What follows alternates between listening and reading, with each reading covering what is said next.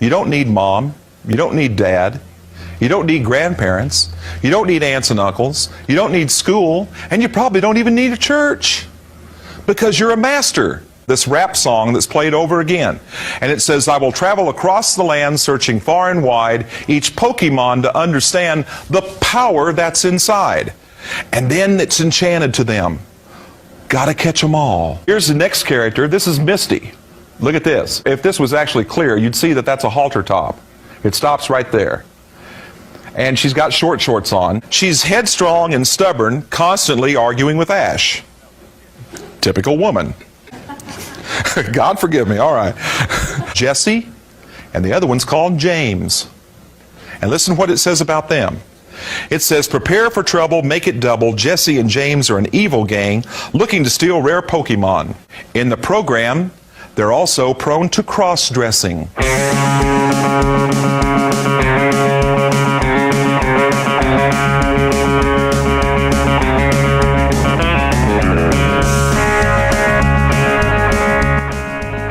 Yes, folks. Pokemon satanic crossdressers. It's coming back in style. I miss that. I mean, yes, the I don't know if people remember the Vigilant Citizen, which was a blog back in the day that anytime Lady Gaga dropped a music video, you could rush there to get all the decoding of the secret Illuminati satanic messages therein. Bringing that back, folks. Bringing that back. It's funny for them to talk about school like that. Because I remember a pastor at an evangelical church I was at when I was younger going on about how, you need to do good in school. You need to pay attention in school, make sure that you get your answers right on the test, but understand that school is just a worldly diversion, and you shouldn't actually believe any of the things that your teachers are telling you are true if they contradict with what's going on in the sermon today.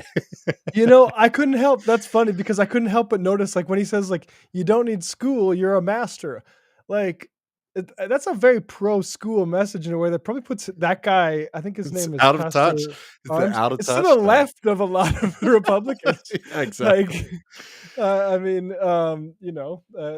I'm glad you think school is important, buddy. But we have we should just dig right into it. Yeah, we got a monster show.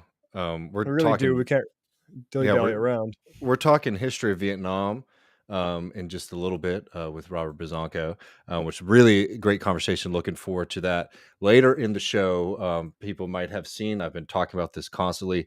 We have Seneca and Sam on from Austin DSA to talk about. I'll tell you, like, when it comes to police departments, like, it takes a lot to surprise me at this point, but this story is extreme and it's really important and has national significance, particularly if you are in the Austin area. I'm just putting this in the chat right now. There's links below. Tomorrow morning at City Council, there is going to be an action in a City Council meeting that very well, I'm not trying to be hyperbolic here, like could very well set the stage for what kind of system we have here. One where we have democratic in the sense of like the people accountability over the police department, or one where the police are able to act clandestinely and get whatever they want from our local government. So, I know I've been on this a lot in the past couple of days, but this is really damn important. It's in the link below and I also just put in the chat as well. So if you're in the area, definitely check that out and see how you can get involved. 9:30 a.m. tomorrow at City Council. There's be a lot of us there. I'll be there as well. So come up and show support for some, very, very simple questions about democracy and police oversight that are under threat right now. So, anyways, more in-depth conversation that coming later. In addition to a really fun post-game amount I've been cooking up that you get access to at patreon.com/leftreckoning. We get to see behind the scenes. Elon talks to some Tesla guys. How much cognitive power can you get in one room when you got Elon Musk and guys who bought Elon Musk's vehicles? Did you see him with Murdoch at the Super Bowl?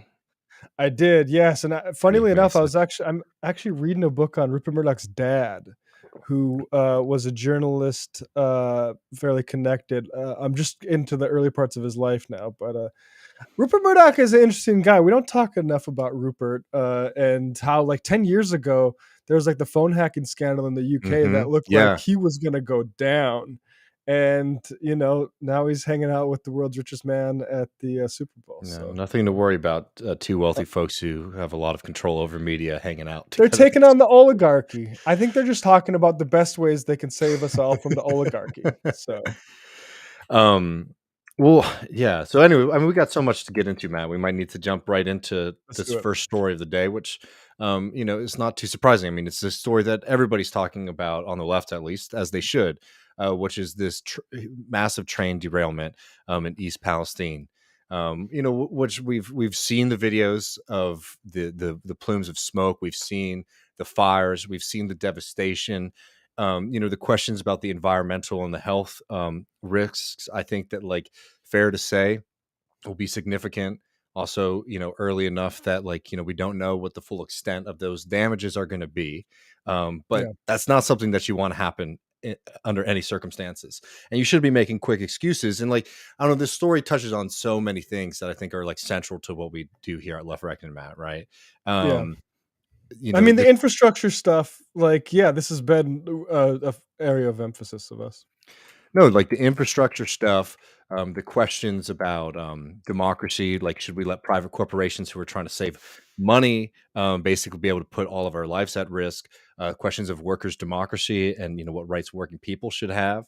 They're all front and forward on this one, and I mean, so I think everybody watching this probably already has a general sense of what's happened.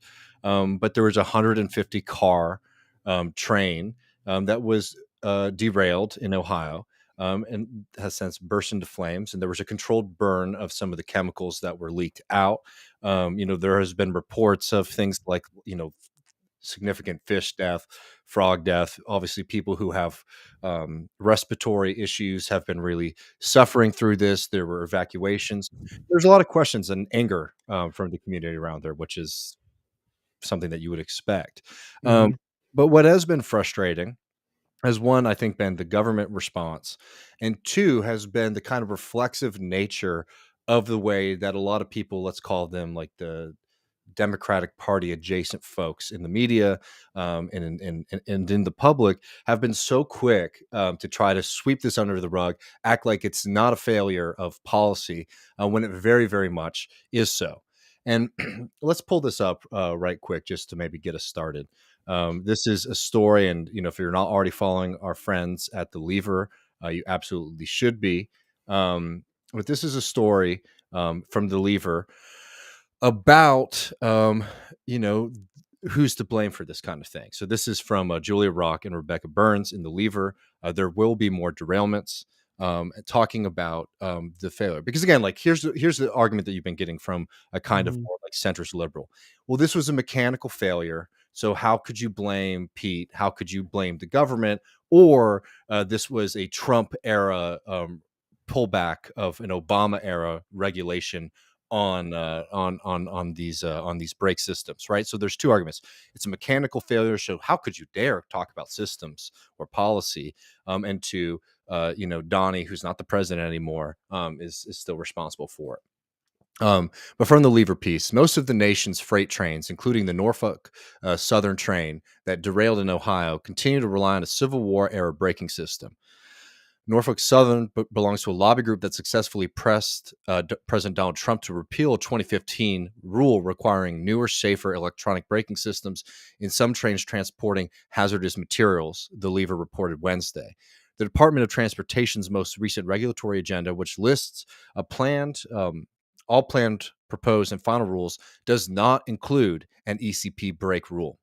When asked if better braking technology would have reduced the severity of the Ohio accident, Stephen Dittmeyer, a former senior official at the Federal Railroad Administration said yes. In the years since, the Federal Railroad Administration has not changed its position on the advantages of ECP braking, reiterating in a technical report published last year that the system has been shown to improve both safety and braking performance of trains. The agency noted implementation is slow due to a variety of factors, only some of which are technical.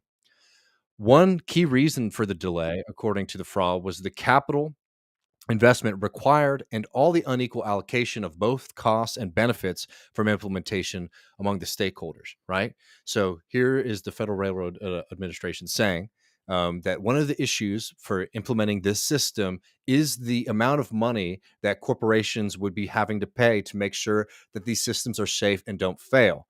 Now, look, this isn't a show that typically focuses on the plight and the difficulty of being a wealthy corporate owner in this country, but the railroad industry has been hit pretty hard in the past couple years. In fact, Norfolk Southern announced last year that they would only be able to repurchase $10 billion of their own stock, right? It's a joke. It's nonsensical. These companies, and it's not just Norfolk Southern, all of these railroad companies, this was a big part when we were talking about the railroad strike that the Biden administration, congressional Democrats locked arms with the congressional Republicans to block that strike, block workers from their right to be able to withhold their labor and demand better conditions. In all of this stuff that's going on about all these excuses that we've heard about why the railroad industry can't accept these, conditions from working people who are saying that the system's broken, that not only are we being treated unfairly, that this is actually a hazard to the public.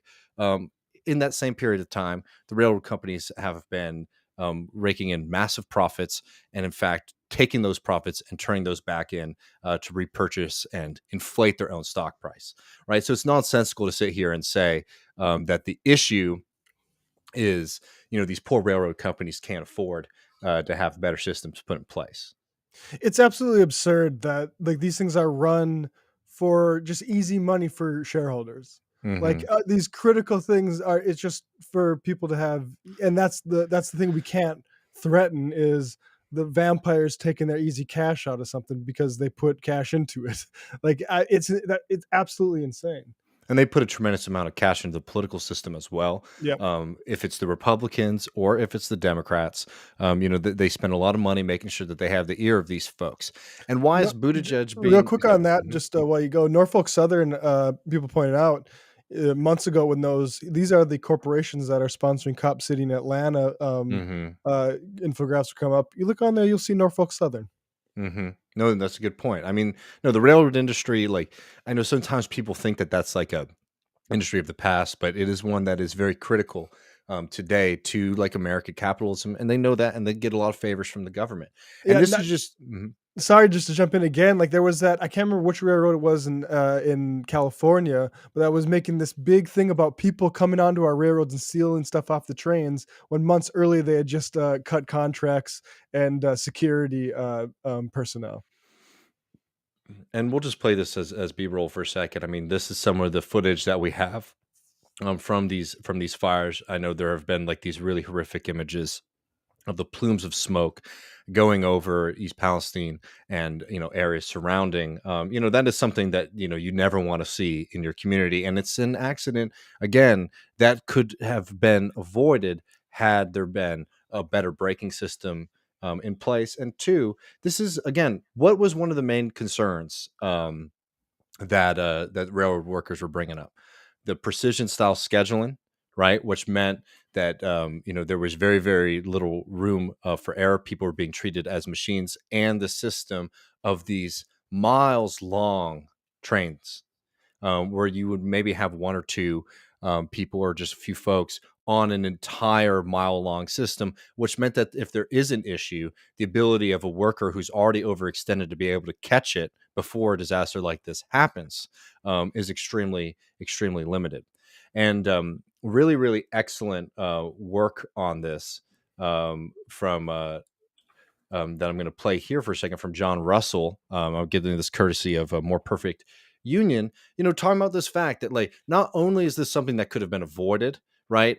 It could have been avoided by, one, if the Republicans weren't completely corrupt. Well, we know that how that goes. And two, if the Democrats weren't completely corrupt, we know how that goes. Because for all the clamoring about, oh, the Trump administration doing these kind of things with the rules, I mean, Biden, he just got inaugurated. No, he's been in there for a couple years now, friends. Like, this is somebody who's put people in positions of power, like Pete Buttigieg, who have completely sat on their hands at the Department of Transportation, whether it be getting the railroad industry in check or getting the aviation industry in check. The whole purpose of having federal oversight of these systems, Pete Buttigieg has been nowhere to be seen. And like, of course, we know Pete Buttigieg is in this position not because he has technical understanding of transportation. He got it as a favor for playing a significant role in preventing Bernie Sanders from winning the Democratic primary in 2020.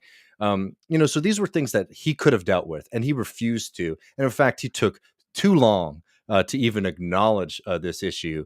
I think it was just yesterday that he first said something about it. And I think an hour or so before we started recording this, Matt, he came out with this laundry list of all the great things that he's been doing for the railroad industry, save for dealing with this very, very clear error that all the experts in the industry and the workers in the industry have been saying is a problem. But look, you don't want to hear it from me. Let's go to John Russell, who has interviews with railroad workers who are warning about this exact problem just a few months ago, when, again, the United States government, the Republican Party, and the Democratic Party lock in arms to say railroad workers do not have the same freedoms as other workers. We're going to deny them their democratic right to go on strike and demand better conditions from an industry that, as we've outlined before, is in a period of extreme profits, billions in profits, unable to listen to the demands of those workers. The United States government, instead of standing for workers, decided to stand for those corporations. But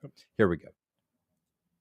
Rail workers warned us about disaster like this. I heard firsthand months ago about the corporate practice of precision scheduled railroading. Precision scheduled railroading is shorter staff, longer hours, longer trains, less safety, less maintenance. Do I have all that right? Oh, you got it all right. I Okay. mean, a lot of the derailments that you're seeing on national TV is one of a few things. It's lack of maintenance on the track, or they've cut the track gangs too short and they can't get out to fix it, or they've cut the carmens, which is the union that works on the rail cars. So we have one derailment here in Northeast Ohio where a wheel flange was very thin. It picked a switch and derailed the entire train. Luckily, it was full of candle wax and not something highly volatile. Rail workers tried to strike over this stuff, but were stopped by Congress. A few weeks later, and here we are. Several Norfolk Southern cars of toxic, highly volatile chemicals exploded fantastically in the tiny town of East Palestine, Ohio, 20 miles from where I grew up. So I met Clyde in East Palestine to ask him about it. It looks like a faulty bearing caused a catastrophic derailment. These railroads are turning profits hand over fist. They've cut their workforce to bare bones, and now they're paying the price for it because the wheels are falling off the train, basically. Carmen were inspecting cars about 3 minutes per car. That's always been the industry standard. Now it's 90 seconds per car. Is that because of PSR? Yes, it's a rush job right now, and these guys are under pressure. I mean, they're working men and women, and if they don't hurry up and get this car done, they're going to be fired. Great points. So I went to a press conference with Norfolk Southern and Ohio Governor Mike DeWine to ask them about this. What could precision scheduled railroad have to do with the axle failure that caused the derailment? I have no idea that it's a mechanical issue. Precision scheduled railroading is a management process. Not a great answer, and that's probably because Norfolk Southern let a worker take the fall, rather than a single corporate executive showing up in the town that they polluted to be held accountable. You see, Wall Street owns Norfolk Southern. 74% of shares are owned by a who's who of infamous hedge funds, and this is the business model that they demand. Profit at any cost. And disaster like this is simply a cost of doing business. They cut everything, make all the money, and pay off disasters in tiny flyover towns from the profit. But instead of answering for any of that, they're betting that the corporate media, under the same pressure for extreme profit as railroads, will only ask questions about how much cancer people will get and not why this preventable disaster happened. Yeah. And Rail workers... Excuse me. And Who is that again? yeah, just I was gonna put that up for everybody. That's John Russell, and you can follow them on Twitter, and it's definitely somebody you should be following. At I Hey follow John John on Russell. TikTok. Yeah, I mean that's we got to get our TikTok game up. That I guy know. is No, he's. I mean, thankfully we have good folks like that doing that important absolutely. work. I mean, but like again, this is one of those things where this argument that this is from this is a mechanical issue, not a systems issue, when it absolutely is clearly a systems issue that aggravates. Look, when you're moving things across this country, like in any kind of, like, just be as fair as possible, right, Matt? Like, you Mhm. can say that, like, mechanical failures are going to happen from time to time, right? But those things get way worse when you have no ability to basically be able to regulate or investigate those kind of problems, because you've stretched your workforce so thin, because you're trying to listen to the demands, again, not of industry experts, not people who understand these systems, but to capitalists. And like, again, like, here's like the argument that socialists make against capitalism is certainly moral, right? In the sense of, it's not right that the people who do the work, who do the work, aren't the ones who are enjoying, like, the profits and the benefits, right, from that system. But it's also a question about rationality. Who should be making decisions about railroading in the United States of America? Some fellow in New York City who's looking at their stock portfolio, or people who understand the mechanics of these kind of systems, the actual ins and outs of these kinds of systems? Those are the people who are sidelined, because we work and live in a system that is undemocratic and is top heavy, with a bunch of people who are just trying to squeeze as much profit as possible from necessary, activity in society. Mm-hmm. Yeah, I mean, it's hard to know exactly where to go. I fell off for a little bit there, but I do want to double back to the sort of, let's move left to right. And this Will Stansel, who I follow, like, I don't think he's necessarily like just into defending the Democrats, because to be fair to the guy, he'll hit Biden on COVID policy and back to work stuff. But I really don't understand this sort of take that he and a few other sort of, like, I'd say maybe more centrist progressives take. There are a lot of people out there screaming about livestock wipeouts and death plumes and poisoned watersheds, ignoring actual experts who continually point out that this is a bad but not apocalyptic accident. And at Bruce Malone, Aaron R. LeBrun said, people should consider how the EPA and DEP ran cover for DuPont dumping PFOA into Parkersburg, West Virginia's watershed at hundreds of times DuPont's internal safety threshold for decades. Read Exposure by Robert Bazzanco, he says, before scolding people about their skepticism of the official experts' reports. And, like, there's a few things there like that. And like, we had a caller on Majority Report saying they weren't sure if it was safe to go in their fucking basements.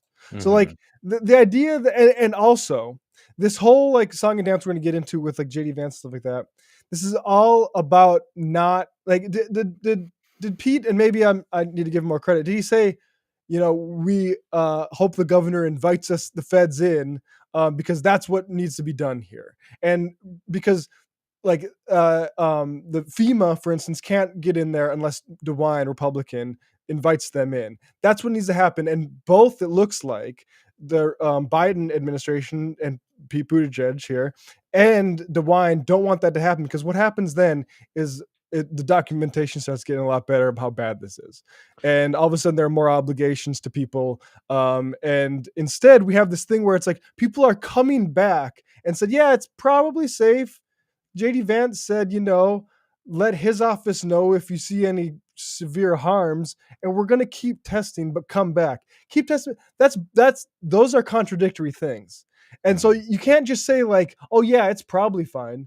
Because what the fuck happens 10 years from now? You realize, oh, this is a cancer cluster because there were some other, like, good luck then. Hopefully you got your checkups at the time to document, oh, I didn't have cancer then, now I got cancer now. Maybe you can get some sort of settlement down the line. Like, nah, you need to get as many sort of federal agencies in there and empowered as possible. And the thing is, like, this happens, and we'll say, like, there's lots of derailments. Yeah, that's a fucking problem. That's the problem. They should all be treated like this. They should all be like, these corporations should not get the benefit of the doubt here. And for somebody like Will, who is so like concerned about like the back to work for a virus that we don't know the full extent of, like maybe what it has in your vascular system, to say, no, it's probably all right to come back with regards to like these chemicals, which we're still discovering what exactly was on the train.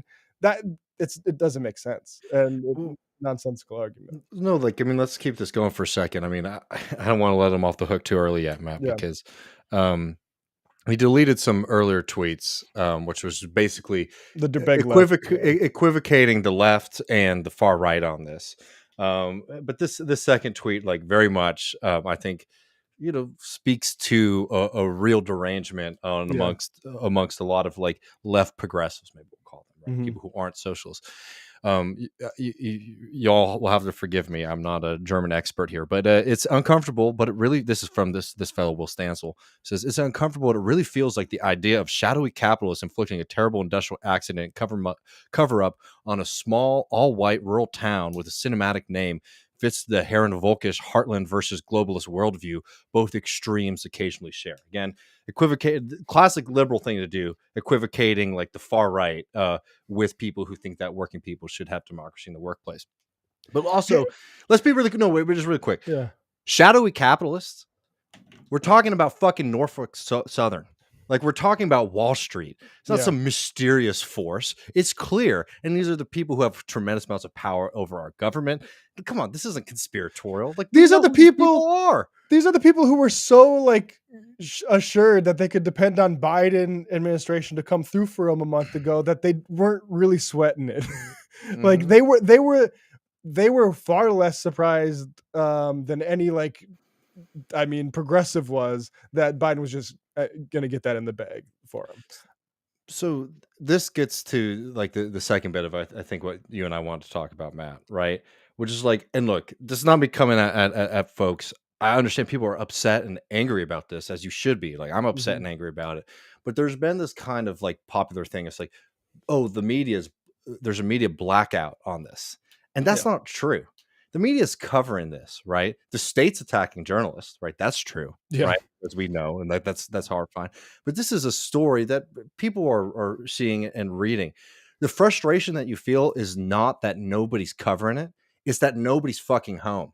What I mean by that is like the government's not there, and the people in power on the Biden side, on the Democratic Party side, no one's home. They have no solution or interest in dealing with this, and the right doesn't either.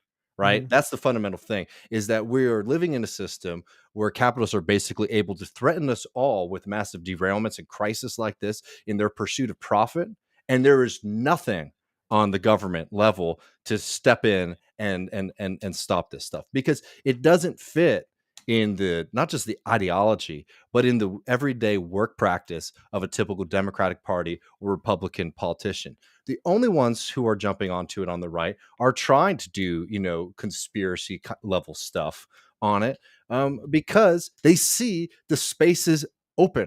Because people are mad the fact that there's a big ass explosion in a town. There's no real sense of accountability. The reasoning for it is the excuses we're getting around it are bullshit. This is exactly the kind of thing that does benefit the right way. Not because being angry about this thing is wrong, but because the Biden administration, the Pete Buttigieg's of the world, the Stansels out there refuse to reckon with the fundamental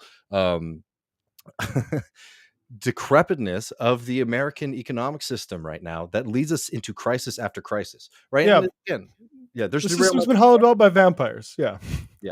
No one is home. And like, I think that it's important for us, like, this is the thing when we're talking about the railroad strike, right? It's like, even outside of direct influence, this is where it is more important than ever for the people who actually have a sense of what we should be doing about this to be very clear and loud.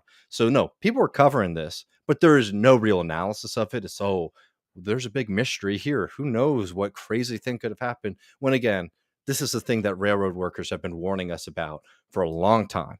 And what we should be doing as the left is, instead of saying no one's covering this, is standing up on our own 2 feet and saying, no, this is a consequence of the system that we're living in, and that's why we're fighting to shift and change this thing. Explicitly like nationalize and bring these companies, like they should not be for profit run companies. And like it really infuriates me because like North Dakota, not to play the North Dakota card, but like I'm from North Dakota. Fucking 2 bomb trains, 2013, 2015, taking crude from the Bakken oil fields. One exploded 2015, was like 50 miles out of Minot, the 3rd biggest city in North Dakota. This one, 2013, train fire in Castleton, North Dakota. I don't know if people, people, here's a little visual. People can see what this looks like here. A crude oil tanker collided with a grain. And again, this is 10 miles out of Fargo. So 100,000 people, this could have blown up right in the middle of it. Just a massive mushroom cloud, petroleum. Just, we'll breathe that in. It's all good. This led to, I believe it was the first time a railroad engineer sued. This was Burlington Northern Santa Fe, owned by Warren Buffett. The guy who was manning this train, and I haven't been clear if he was the only one. It makes it sound like he was the only guy taking all this fucking crude oil across the country. But BNSF engineer who manned exploding North Dakota bomb train sues former employer. Employee worked as a locomotive engineer, filed in Cass County. The plaintiff, Brian Thompson, alleges he was caused to suffer and continues to suffer severe and permanent injuries and damages, but not limited to ongoing post-traumatic stress. Thompson's attorney told the Smog blog, and I want to get into the description here. In the aftermath of the Castleton explosion, rail industry consultant Sheldon Lustig told the Associated Press that freight trains carrying oil obtained by fracturing are akin to bomb trains, putting the off-use term on the map. Basically, this. Oh yeah, here it is. Flashcam told the Forum newspaper in Fargo that Thompson had to run for his life to escape the train he was manning once it derailed after colliding with the oncoming train.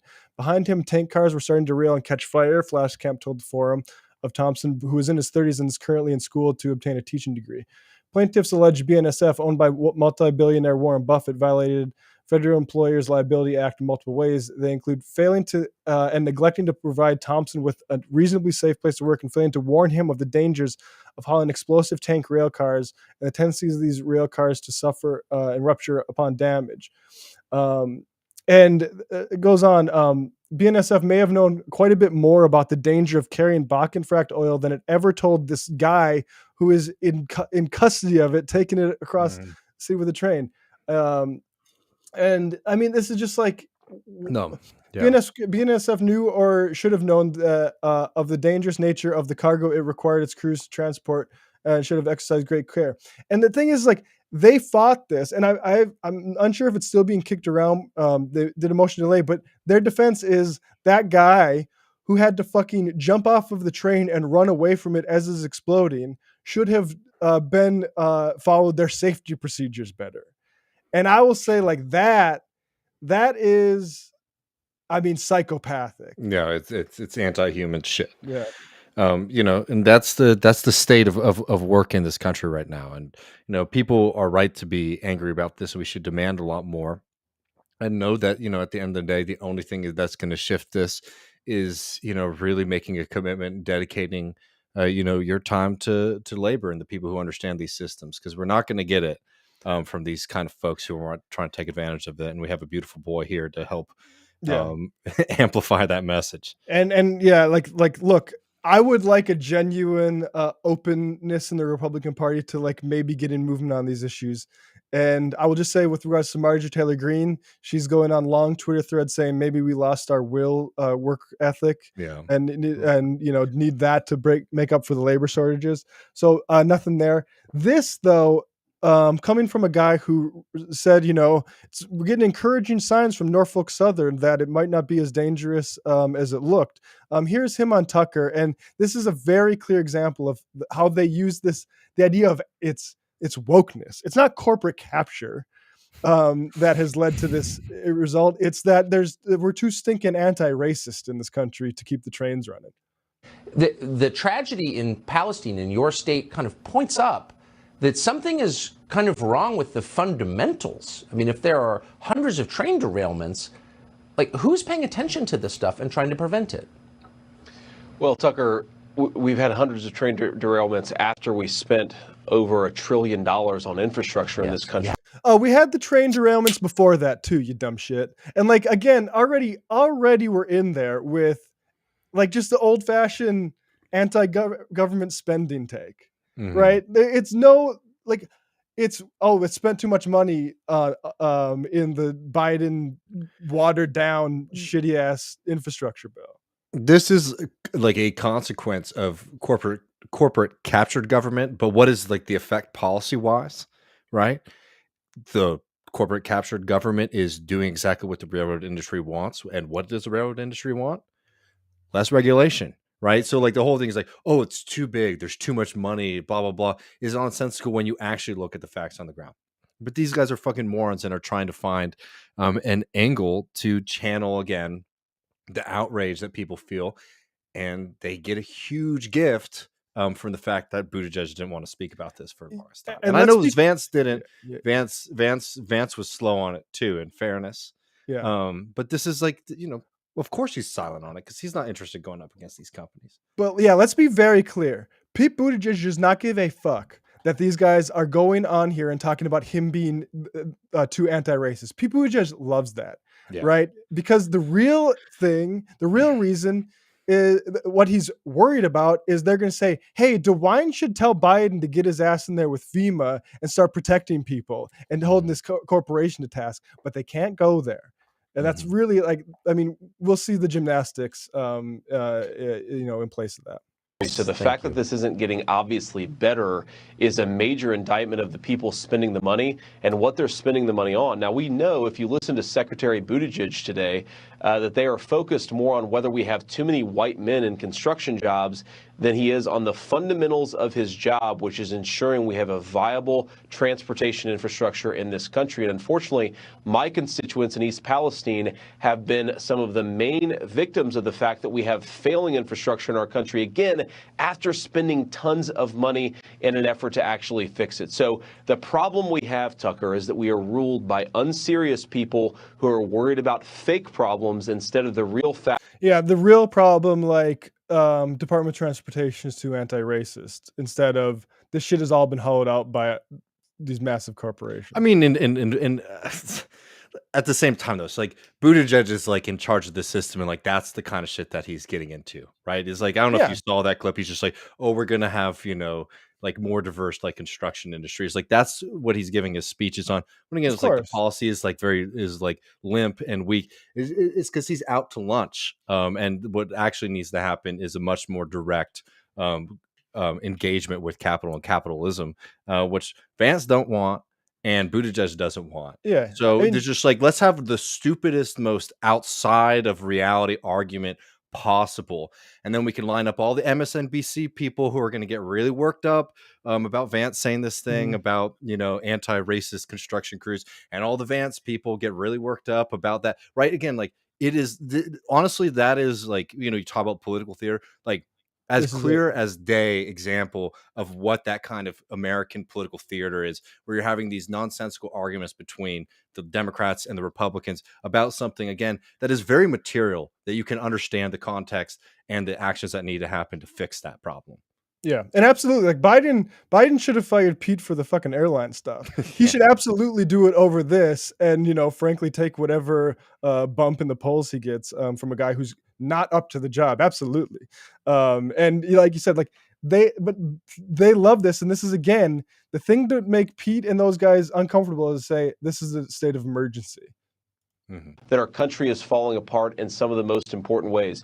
You mentioned the Environmental Protection Agency. Of course, it says it right there. It should be focused on clean air, clean water. It's the thing that I'm most focused on for the people of East Palestine, but so often they're focused on environmental racism and other ridiculous things instead of fixing the problem that they are established to fix. You got elected to the Senate. Now, I want to like take this part slow. Because like this environmental racism thing, like I agree that like it is liberal centrists like Pete Buttigieg and corporate plants like Pete Buttigieg, let's be real, lean into that stuff because it protects the corporate thing.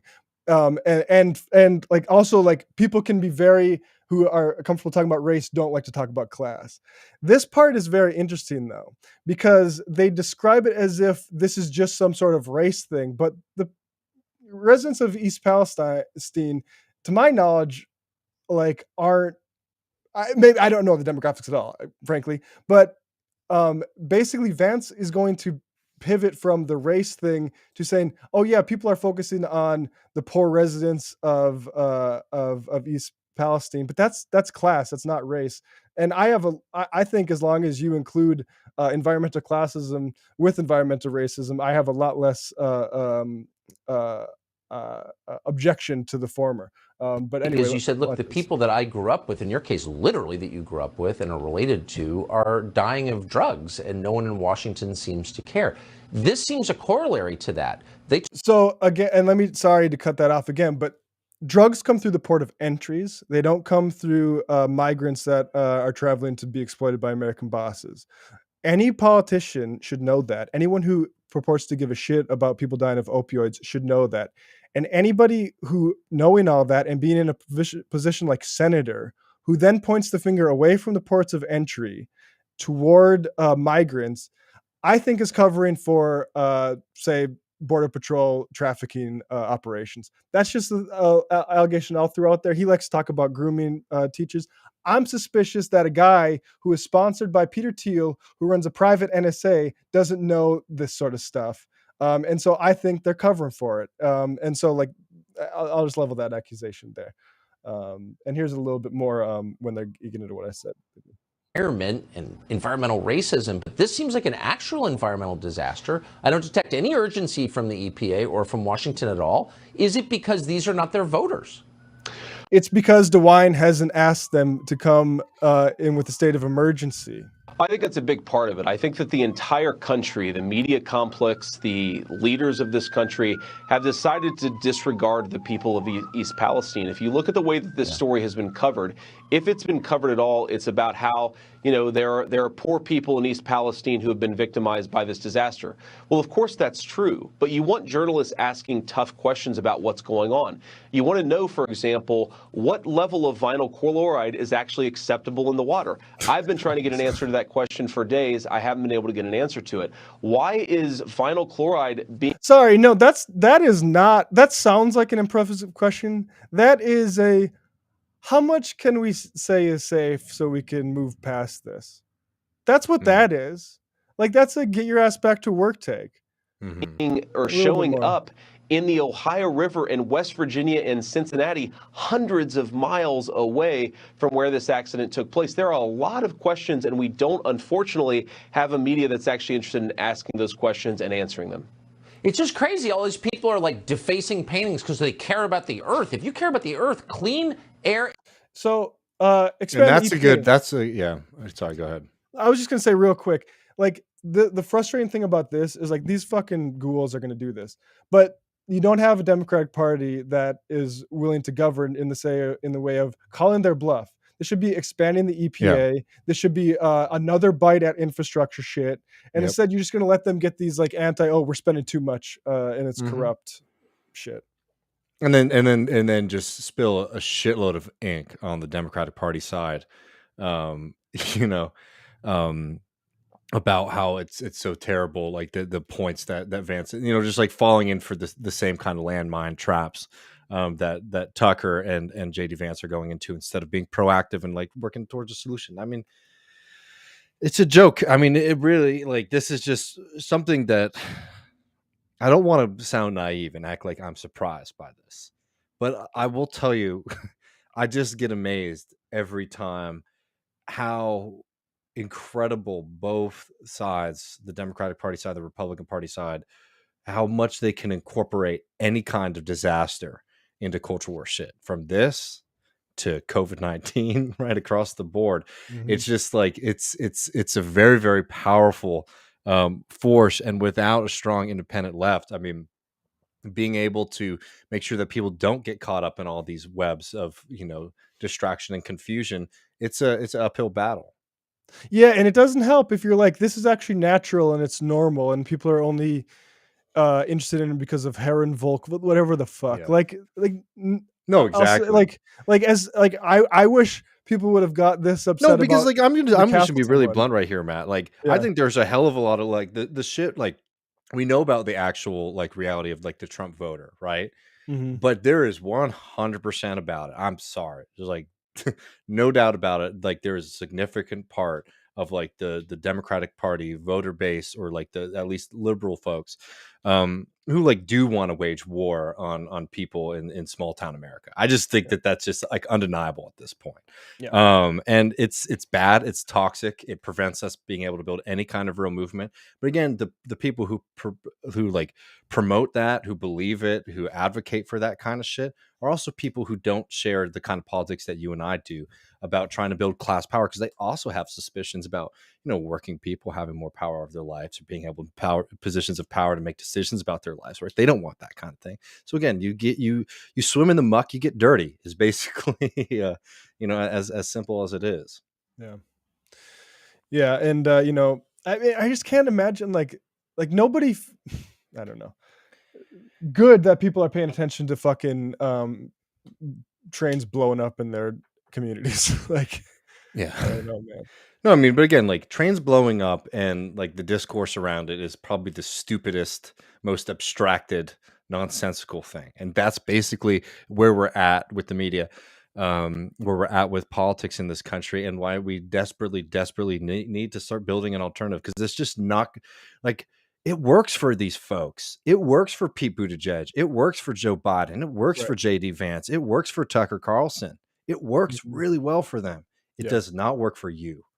It does not work for the people of East Palestine. It does not work for the millions of us who are all at risk at one of these disasters happening at any time, because of the greed of the railroad corporations, because of the greed of the oil industry, because of the greed of, you know, all of these other systems that like put us at risk. And we desperately need to, like, you know, get serious about doing the work of building an alternative and not falling into the traps of these, you know, nonsensical sideshow arguments that they so desperately want all these things to turn into.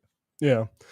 And like, I don't want to get too deep into history, but I can't help, like, railroads, you can't separate those from like capitalist enclosure and like state backed, you know, like Northern Pacific going through North Dakota. That's there because Custer and the fucking army, you know, was there to wipe out the Sioux. And that's true. The Union Pacific, you know, it's like how we solidified our conquering of this continent as a nation. Like, this should be collectively owned. The idea that fucking shareholders are pulling profits out of these things as they weaken and degrade is absolutely obscene. So you see, like, I saw a story like Chinese social media users celebrate the fucking thing. It's like, it's a fucking embarrassment that we're doing this. Like, it is, and that the one in Houston, like, oh, that was a semi hitting the thing, so maybe it's no, that's still an embarrassment. That's still how we do get shit done in this country, and it's not sufficient. And it's all done in the shabbiest way, so the most possible profit can go to people that are sitting on their ass. Yeah. Yeah. No, I mean, I was going to say cliche wake up call, but it's just like, you know, every day there's a wake up call hitting the snooze button, this kind of thing, you know? So I think at a certain point, like, I get why we're weak. I get why we're unorganized. There's a lot of things going against us, but you got to wake up with that fire in you to start doing something different. Because if we just let these people control the system, it's only going to continue to get worse. And it is, and unfortunately, you know, until we get more serious and you know, materially based, labor based on the left, like, we're going to be sort of stuck with this shit for a long time. But folks, I mean, we'll continue covering this. We were happy to spend a good chunk on this. We got a monster show for y'all now. As our opening segment is gone a bit. Next up, we're going to go to the question of Vietnam, which I think is a really, really telling, you know, example of one, like, you know, the typical things you might expect, American imperialism, but interesting dynamics and like the class makeup of the ruling class, not sorry, like the divisions and splinters within the ruling class in America, the difficulties of trying to build an alternative in another country when finance and capital and the willingness to be as brutal as possible are sort of concentrated in states like the U.S. That's coming up. Then we're going to be zooming in on something that's happening right here in Austin, which is probably one of the most shocking police stories. They're all shocking. They're all horrible. This one, just like the flippant disregard for the democratic process, for the voters of Austin, for the people here, is something else. So make sure you stay tuned to this episode because we got a lot to cover. But yeah, should we jump over to our conversation with Dr. Robert Bazzanco? Yeah, here we go, folks. We'll see you in a little bit.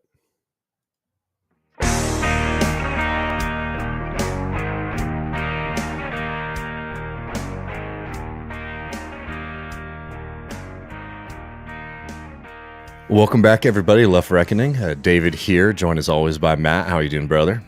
I'm doing well, David. Good to be with you. Yeah, man, I'm really excited to be interviewing our guest today. On the podcast, we have Dr. Robert Bazzanco, who is a professor of history at University of Houston and one of the hosts of the Green and Red podcast. Thank you so much for joining us today. Thank you. Appreciate it.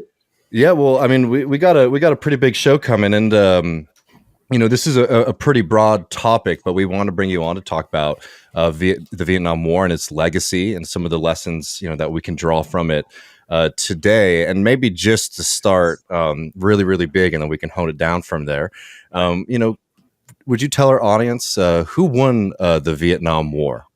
50 years ago in January of 1973, when the U.S. withdrew, after the peace treaty, clearly the United States had lost that war. The Vietnamese nationalist communists had won. They had forced the Americans out. They weren't able. The U.S. was not able to preserve this country it had invented below the 17th parallel, South Vietnam, whatever you want to call it.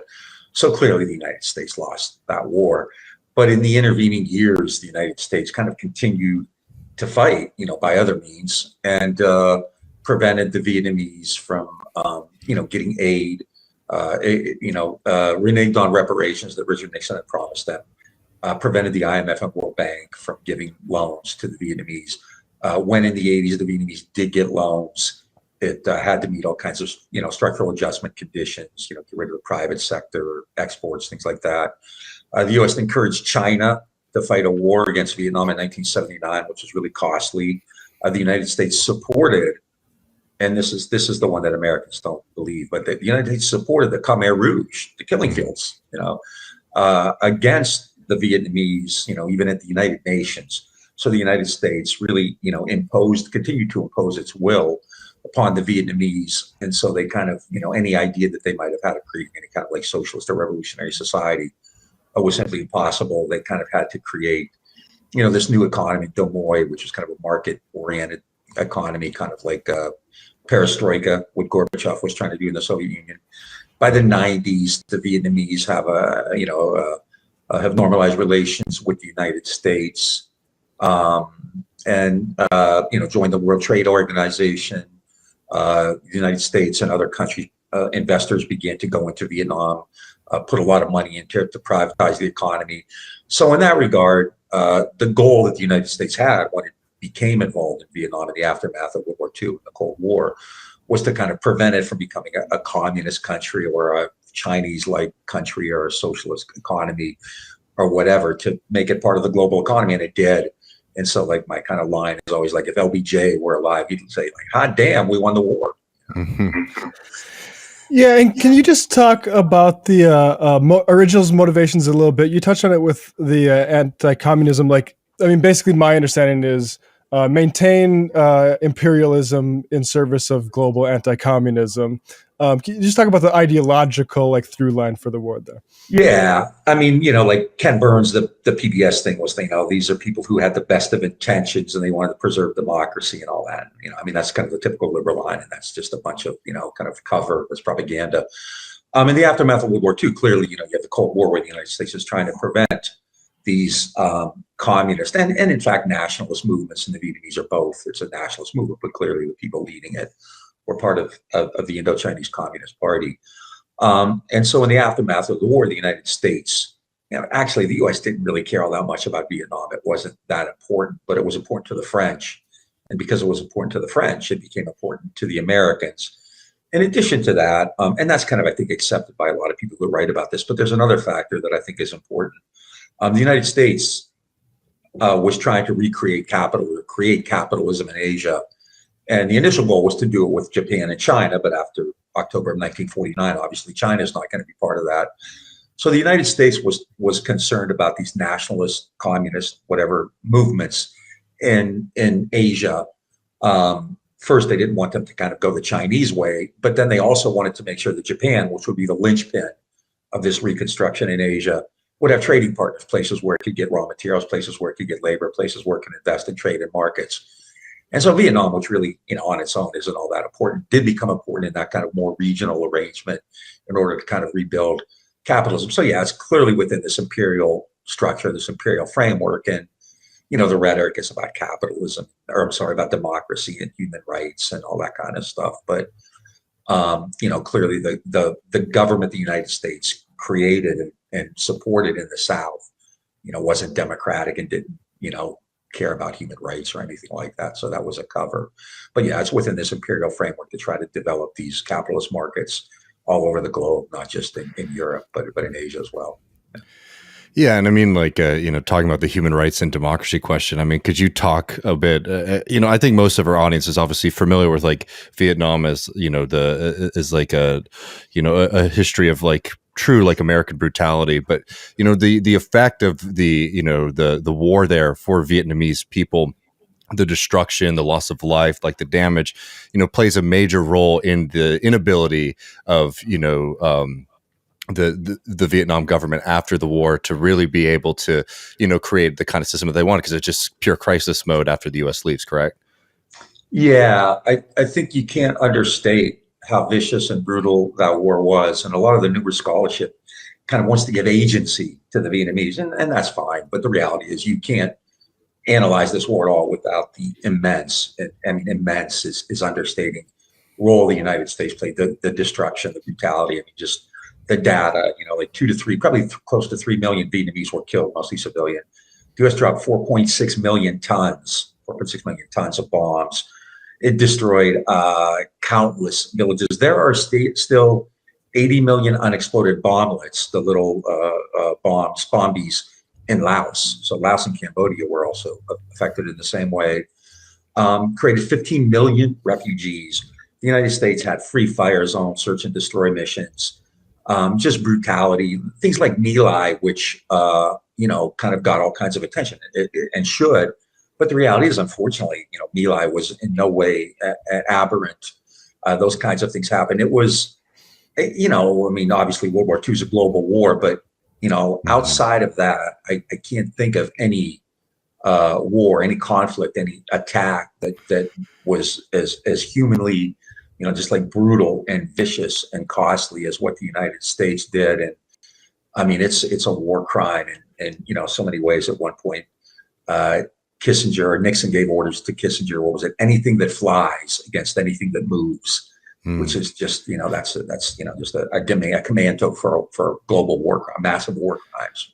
And it's generational too, right? I mean, children today are still born with the scars of this war. Just the ego side, the physically, you have the massive use of dioxins and Agent Orange, I think 20 million gallons or something like that, napalm. So you have in Vietnam, you still have orphanages with kids being born, without limbs, with encephalopathy, with cancers are rampant, and they are among American veterans of the Vietnam War as well. And then, of course, the psychological and mental scars are indescribable, probably immeasurable, but they're there as well, especially in Vietnam. Could you talk? Oh, sorry, Matt. I just want to say, that's one of the things, because my dad graduated in 1977, so a little bit young, but he has a lot of hunting buddies that were Vietnam vets, and a lot of difficulties. And growing up and learning more about the conflict, it seems like we had this idea that what was so damaging was how much stress you're under, on the jungle fighting conditions, and someone might pop out at you. But it might have been talk about Zippo squads and what soldiers were asked to do. basically to fight that war a little bit more. Yeah, I mean, it's probably a better informed army. Because of media, they were kind of aware of what was happening in the United States. They were kind of aware of the anti-war movement. I've talked to veterans who said that they were reading, Ramparts and reading Chomsky in the New York Review and stuff like that. And yeah, I mean, it was a brutal war. So yeah, you're right. They're being asked to burn down villages and to attack civilians and things. So things like My Lai really weren't, all that aberrant. That you have, young kids. They're, some of them are 19, 20, 21 years old from wherever, the Midwest. You kind of have this stereotype, right? The farm kid from Iowa or whatever. But the reality is, a lot of them are, they're asked to go over here to fight these people who, they don't know and haven't really harmed them. And, you have stuff going on in the U.S., which leads to, obviously, racial antagonism in Vietnam. Martin Luther King's famous speech where he says, you're asking young white guys and young black guys to fight and die together in solidarity when, in the United States, they don't have the same rights. And, for a lot of people, that idea of killing is important too, because a lot of vets and a lot of the accounts you read will say, I don't want to kill. It's like, I don't want to be killed, right? Which is kind of an odd thing. But a lot of them said, I don't want to kill people I don't know. I mean, there's no real cause for this. Like in World War II, it's the good war, and you have Hitler, and you have the Holocaust, and all this stuff, which is easy to kind of, promote. Whereas in Vietnam, nobody really believes that Ho Chi Minh is Hitler and he's going to take over the world. When you get there, you're kind of seen as a replacement for the French and even the people you're there, to fight with. This is the thing that always kind of blows me away. And the vast majority of the attacks in Vietnam occurred below the 17th parallel. The United States attacked its ally in the South, in the Republic of Vietnam, far more air attacks, B-52s, fighter jets, howitzers, helicopter attacks. So most of the war took place in the country it had created, was allegedly trying to save. And soldiers saw that, and they're, they're out there committing these atrocities. And, this is not the idea of America they had been brought up with in the Cold War. And, the reality was there, and, this just kind of shook all their foundations. Can you give people a short biography of Ho Chi Minh? Because I feel like he doesn't loom as large in the consciousness maybe like Mao or someone does.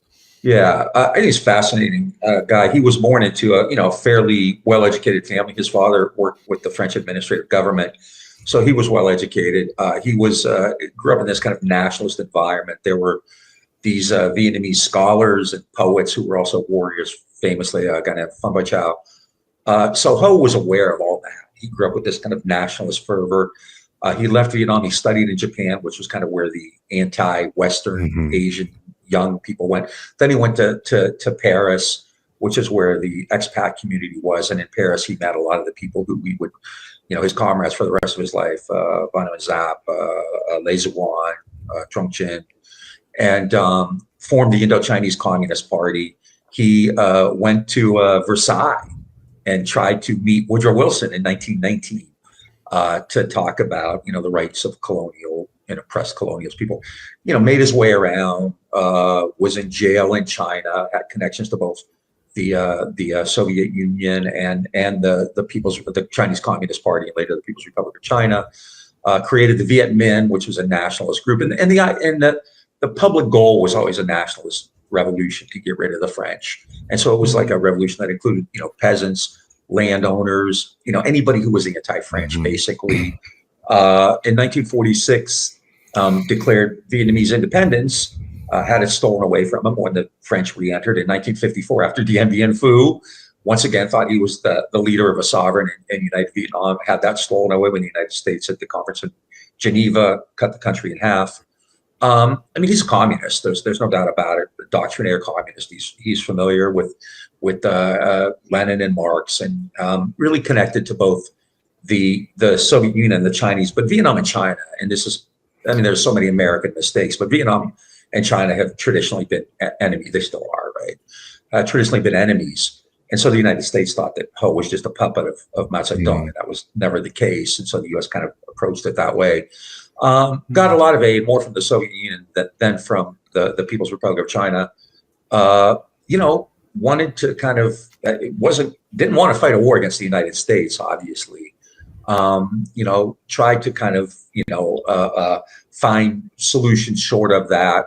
If the U.S. hadn't intervened, would have never, it would have ended a lot sooner, right? Ho Chi Minh would have been, in charge again of a united Vietnam. But as a tactician, just a brilliant guy. Often, like, his comrades would often get on him because he would go slowly, but he was just like, you could see like several steps ahead. He thought of war against the French eventually, but didn't want to. His idea basically was that the French and the Americans weren't going to be in Asia forever. The real problem was always going to be China. At one point, when the French came back in, he said the day of the white man in Asia is over. And he said, I would rather sniff French shit for 5 years than eat Chinese shit for another 1,000 years. Wow. And so, his goal was always that he masterfully plays the U.S., the Soviet Union, and the Chinese off against one another. I think he's a true revolutionary. I think he and Fidel Castro, who for people, a lot of people like in my generation, really are iconic. We're legit. There's a lot of lefties we can debate at great length about, but Ho Chi Minh really had this vision. He supported other third world countries like Castro did, like Mandela did, like Sankara did.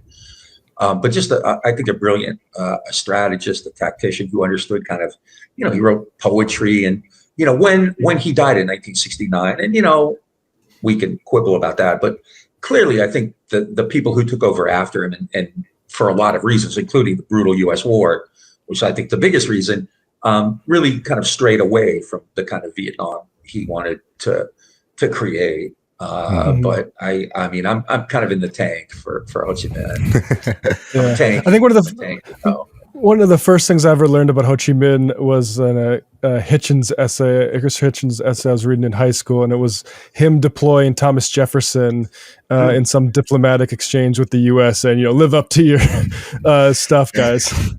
In 1946, when he proclaimed Vietnamese independence, he actually opened it by saying, all men and women are created equal. And then he quoted Thomas Paine's, the rights of man, right? So, and he wrote letters to Harry Truman saying, hey, we don't have anything against the United States and so on. But yeah, the speech he gave in September of 1946 is really quite remarkable when you look at it, because it clearly adopts all these kind of Western liberal ideas that really weren't common in Vietnam at all. Well, I was wondering, I know you've been sort of touching on it, but for our audience, particularly like the younger audience, obviously, like when we're talking about Vietnam, there's the American context, which is very important in what ends up happening in Vietnam over the next 50 years. But, could you give people like a sense of like, what that relationship with the Soviet Union was like? I know you've talked a little about China, but because I think that, for a lot of like socialists and Marxists, like post USSR, there's a kind of like pining for like that order, and I don't think there's a lot of understanding of like what the kind of global system was for countries like Vietnam that fought a war against the United States, and what the relationship with a country like the Soviet Union was. The Soviet Union supported those movements. They gave Vietnam a significant amount of aid, to the fact where it like really created economic problems after the Vietnam War. They sent advisors there. They provided diplomatic aid, and they did this. And especially in the post-Stalin era, it's a lot easier to kind of deal with what they did.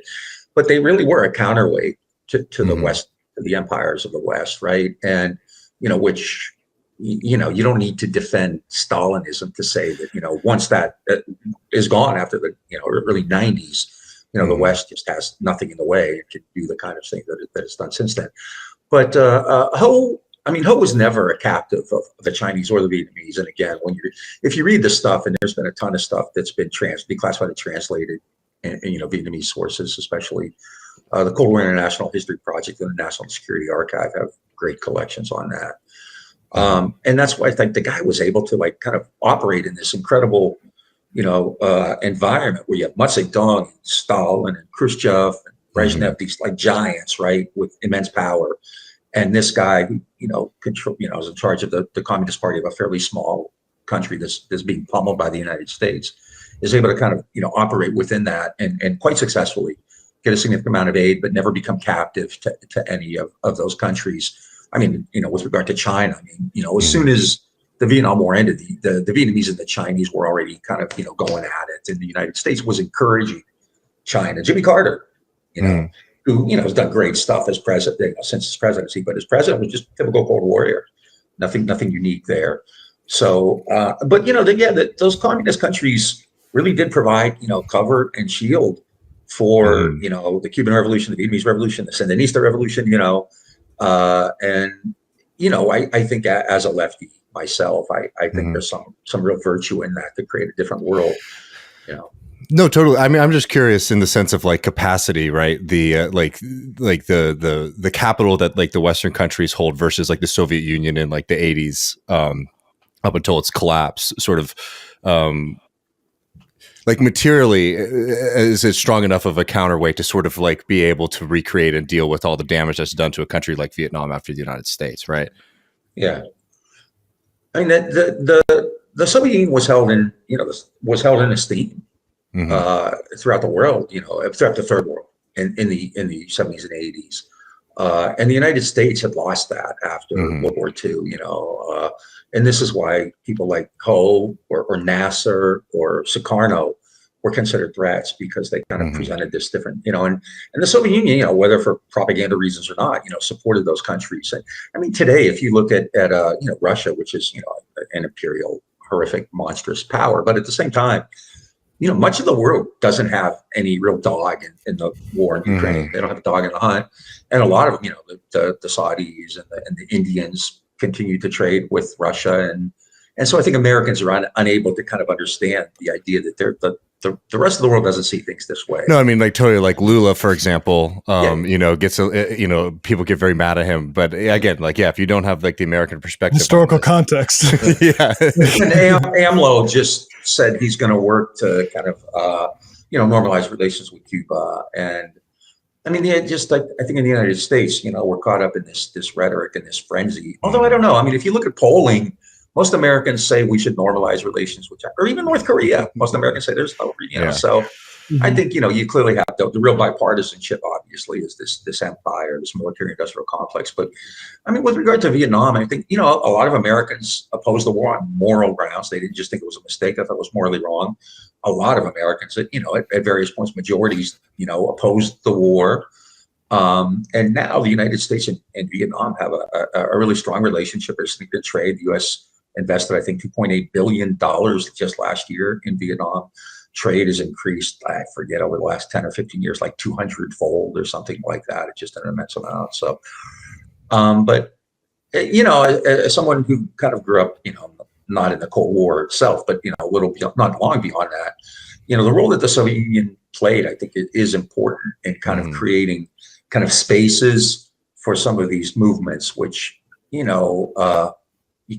can talk about human rights or this or that, but you can't compare the countries the United States supported, the regimes the U.S. supported were by far the most brutal violators of human rights in that era. When you talk about the Guatemalan regime or the Shah, the Khmer Rouge, actually, which most people don't know about, or Pinochet or whatever. So I actually have a fairly positive impression, while fully aware of the flaws of those societies, of what they did. No, I mean, I think like internationally, the fall of the Soviet Union really, flipped the script and made it very difficult for countries like Vietnam and Cuba even too. Yeah. But I know this is like a complex question, but I think there's also like a lot of misunderstanding in like the U.S., even like in American like socialist Marxist circles, about like contemporary Vietnam. Like, what kind of a system is it? Could you give our listeners like a sense of like how you would categorize contemporary Vietnam? I mean, it has a national socialist healthcare system, which did quite well with COVID. Its economy, I think, is kind of similar to China. You have these kind of various state bureaucracies which have control of different state agencies. It's actually, I hate to use this term because Americans flip with it. It's actually kind of fascist. It's kind of corporatist in that regard, but in the traditional kind of economic sense. So you'll have like certain segments of the government or the military will control certain economic sectors. It could be tourism, it could be entertainment, it could be whatever. They have heavy investments in that. Significant foreign investment there. The country itself is, the Communist Party runs the country. They'll have local elections and things like that. I don't know.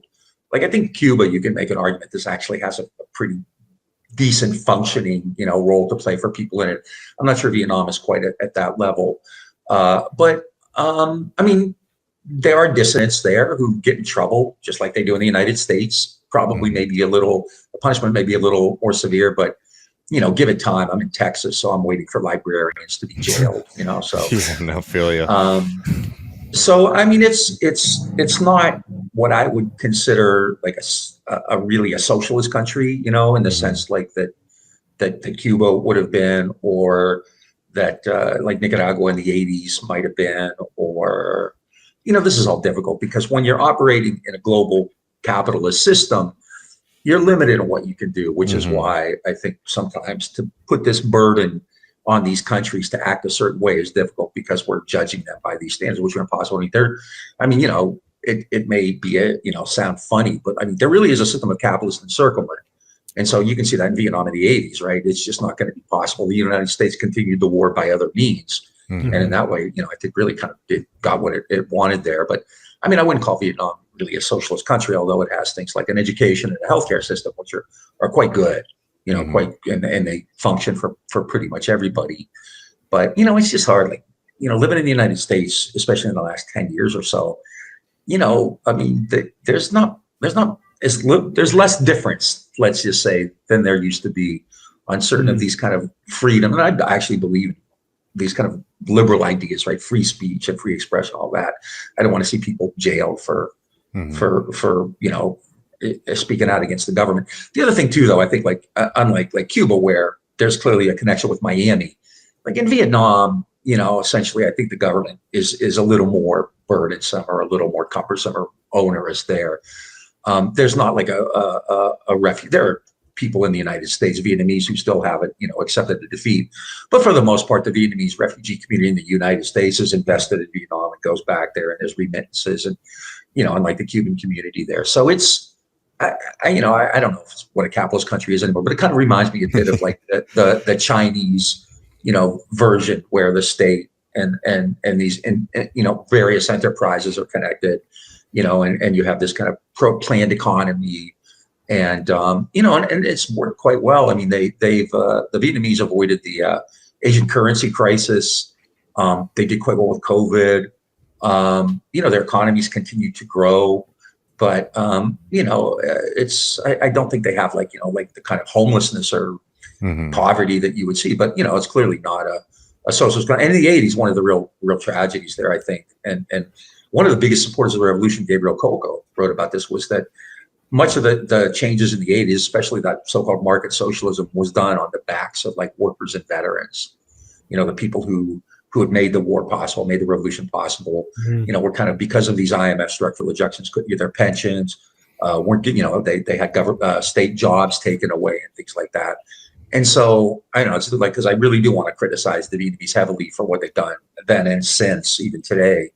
But at the same time, it is difficult to kind of operate in an environment. And when you do, you end up like Cuba, which is just, under the thumb of this, like, the worst embargo ever, right? And Vietnam clearly avoided that and went in a very different direction, which is ironic, right? Because they were the ones pummeled by the United States, and yet have done quite well, whereas Cuba is still under the embargo.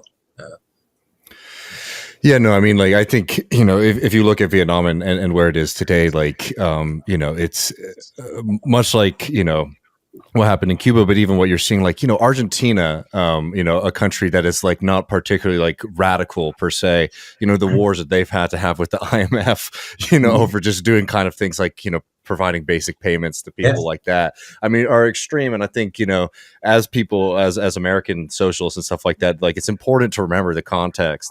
That creates these conditions, instead of just saying like one guy's like, didn't have enough heart to like do the thing that we wanted to do, basically. Yeah. And Brazil, Lula, Obama, participated in that coup against Dilma Rousseff after Lula. the Obama people helped get rid of you know, the left in Brazil, and they supported that you know, brutal coup in Honduras in 2011, overthrew Gaddafi, which, you know, I have no particular, you know, skin in the Gaddafi game, but at the same time created an environment which is probably worse, much worse, actually. I think so. In Libya. So yeah, absolutely. I think, you know, you kind of see this. And again, I'm not sure how much the American people go for this. Because if you look at polling, there's significant portions of the United States are anti-interventionists. They believe that, you know, we should, like, you know, deal with like railroads and drinking water here. You know, I'm from, the place where I'm from in Ohio is near where that train derailed. It was like 30 miles away. And people in my hometown from 30 miles away can smell it. And chickens are dying, dogs are dying, and the media is ignoring that. And they're trying to get you, you know, whipped up in a frenzy about like what are probably weather balloons. I don't know, you know? Yeah. And like, sorry. No. And the opening of this show, we talked a little bit about the train derailment, and it's like, in addition to, you know, just being a horrible disaster, it's so frustrating to realize that literally these workers had been warning that the system that we were using in the railroad industry were going to lead to exactly this kind of industrial accident. You know, like months ago, people were saying this is going to happen, and Biden and the Democrats working together to break a strike. I mean, you know, talk about democracy in the U.S. Yeah, I mean, I think, you know, people I know who were just apoplectic when Trump, you know, put the Sharpie on the weather map for the hurricane. They're giving Mayor Pete a pass, you know, and this is, I mean, foreign policy, this really, you know, I mean, you know, Vietnam actually is a democratic war, right? JFK, LBJ, you know, really kind of were the guts of it. And somehow the Democrats are this like party that's weak, and they're full of doves, and they're afraid to, you know, I mean, this is a party that's very muscular, very aggressive, and it always has been, and it still is. I mean, if you look at military votes outside of like, you know, the squad and a few others, everybody votes for, you know, the budgets and everything else. And if they don't, or if they put out a statement, even a mild statement, they're rebuked. And certainly they don't question U.S. support of Israel, you know, maybe a little bit now because things have just gotten so insane there. But yeah, I mean, the Democratic Party, it's, you know, what Gore Vidal's famous line, right? It's one party with two right wings. You know? and you have like this performative aspect. But, you know, in Vietnam, I mean, the United States and Vietnam get along quite well because there's plenty of money to be made. And that ultimately it's very ironic, right? After you bomb the shit out of them, that you come back and you win. And I actually think, you know, and I don't really have the documents but after Tet, where, you know, the United States knew the war was over after 1968, but I really believe after that, the war itself continued basically for this purpose, to just destroy Vietnam so badly that it couldn't rebuild. So I think that they were thinking ahead, like, okay, you know, we lost the war, you know, we're going to leave, you know, in defeat. But after that, we will just have destroyed them so badly that, you know, eventually they're going to have to come around. And, you know, there's a famous historian, Arno Meyer, wrote about Europe in the late 19th and early 20th century. And his theme is that there's the persistence of the old regimes, title of one of his books, that the forces of order, you know, may, you know, kind of be on the retreat against the forces of liberation or the forces of movement, but they'll retrench and they will reestablish the old regime. And I mean, look at the South in the United States after the Civil War, right? So I think there's something to it. And I think they understood that with Vietnam, you know, yeah, we're going to leave with our tail between our legs, and people are going to talk about a Vietnam syndrome, and we're going to lose credibility. But within, you know, a generation, we will have once again asserted, you know, I mean, capital is an awesome power. You know, it's far more powerful than guns and B-52s and, you know, helicopters and all that kind of stuff. And I think the people at that time who ran the U.S. were still, you know, Nixon's not a dumb guy. They're evil, they're demonic, but they're not dumb. You know, and I think they understood that. And I suspect Blinken and those guys probably get that too. You know, I don't know. Well, I'm curious about your read on, were there any meaningful splits among the ruling class, particularly towards the end of Vietnam? Because I remember I used to listen to the Nixon tapes a lot, and there's certain Nixon tapes where it seems like the military is giving Nixon like false weather reports because they don't want to drop bombs that he wants them to drop or something like that. And I'm just curious, like, was there any sort of split going on there? Yeah, that's you're in my ballpark now. The first book I wrote was actually about the military in Vietnam. It's called Masters of War. And actually, the military had no real stomach for Vietnam ever, really ever. From the beginning, they thought, and this isn't an area that's important to us. It's a guerrilla war. They're fighting for national liberation.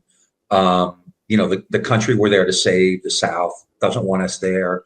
The reports were always kind of pessimistic. And like you said, they would kind of go along with it, but never really enthused. And then another project I've been working on for far too long is actually about Wall Street in Vietnam, which is really fascinating. Because Wall Street really never really, thought the war was a good idea too. It was damaging the globe. The Vietnam War began at a time of immense American imperial. No country had ever had that kind of power, right? George Kennan's famous line at the end of World War II, he said, we have 6% of the world's population, but control 50% of the world's wealth. And our task in the coming years is to figure out ways to maintain this position of disparity. So in the 60s, Vietnam interrupted that. It created these global economic crises. It created these deficits, balance of payments deficits, trade deficits. At the time, there was a gold system. It created a run on gold. Wall Street never thought the war was a good idea. And I mean, I've looked at the Fed, the Department of Treasury, Department of Commerce, independent economists. Everybody is telling LBJ this, dude, this is not a good idea. So, ironically, I always say it's anti-imperialism, it obviously isn't, but the kind of centers of anti-imperialism or anti-war thought were in the Pentagon and on Wall Street in that regard. Not clearly in the streets too, but nobody really cared. I mean, not that nobody cared. I think actually the anti-war movement did a significant job, but Nixon and these people and Johnson and these people clearly care about the Pentagon and Wall Street more than they do, Abby Hoffman or Dave Dellinger or whoever. So yeah, the ruling class, and that's something I think the left has to understand. And I've done a lot of this with regard to Trump too. The ruling class isn't homogenous. It's I think in 2020, actually, I'm kind of a fan of Mark Milley, the chair of the Joint Chiefs of Staff, who I think really, had a significant role to play in stopping Trump in 2020, along with Jamie Dimon and the Business Roundtable, people like that. The ruling class, it's the ruling class. They're not our friends, clearly. But at the same time, I think there are fissures there, and they do see things differently. There's a big difference between Wall Street banks and what I call the lumpen oligarchy. People like My Pillow guy or the U'Lines or something like that, right? Or Manchin's people in West Virginia, who this old extractive industry, things like that. And so and finance capital has always actually been pretty supportive of the Democratic Party. Since the days of Woodrow Wilson, and has had, I think, a more reasonable foreign policy or global economic approach.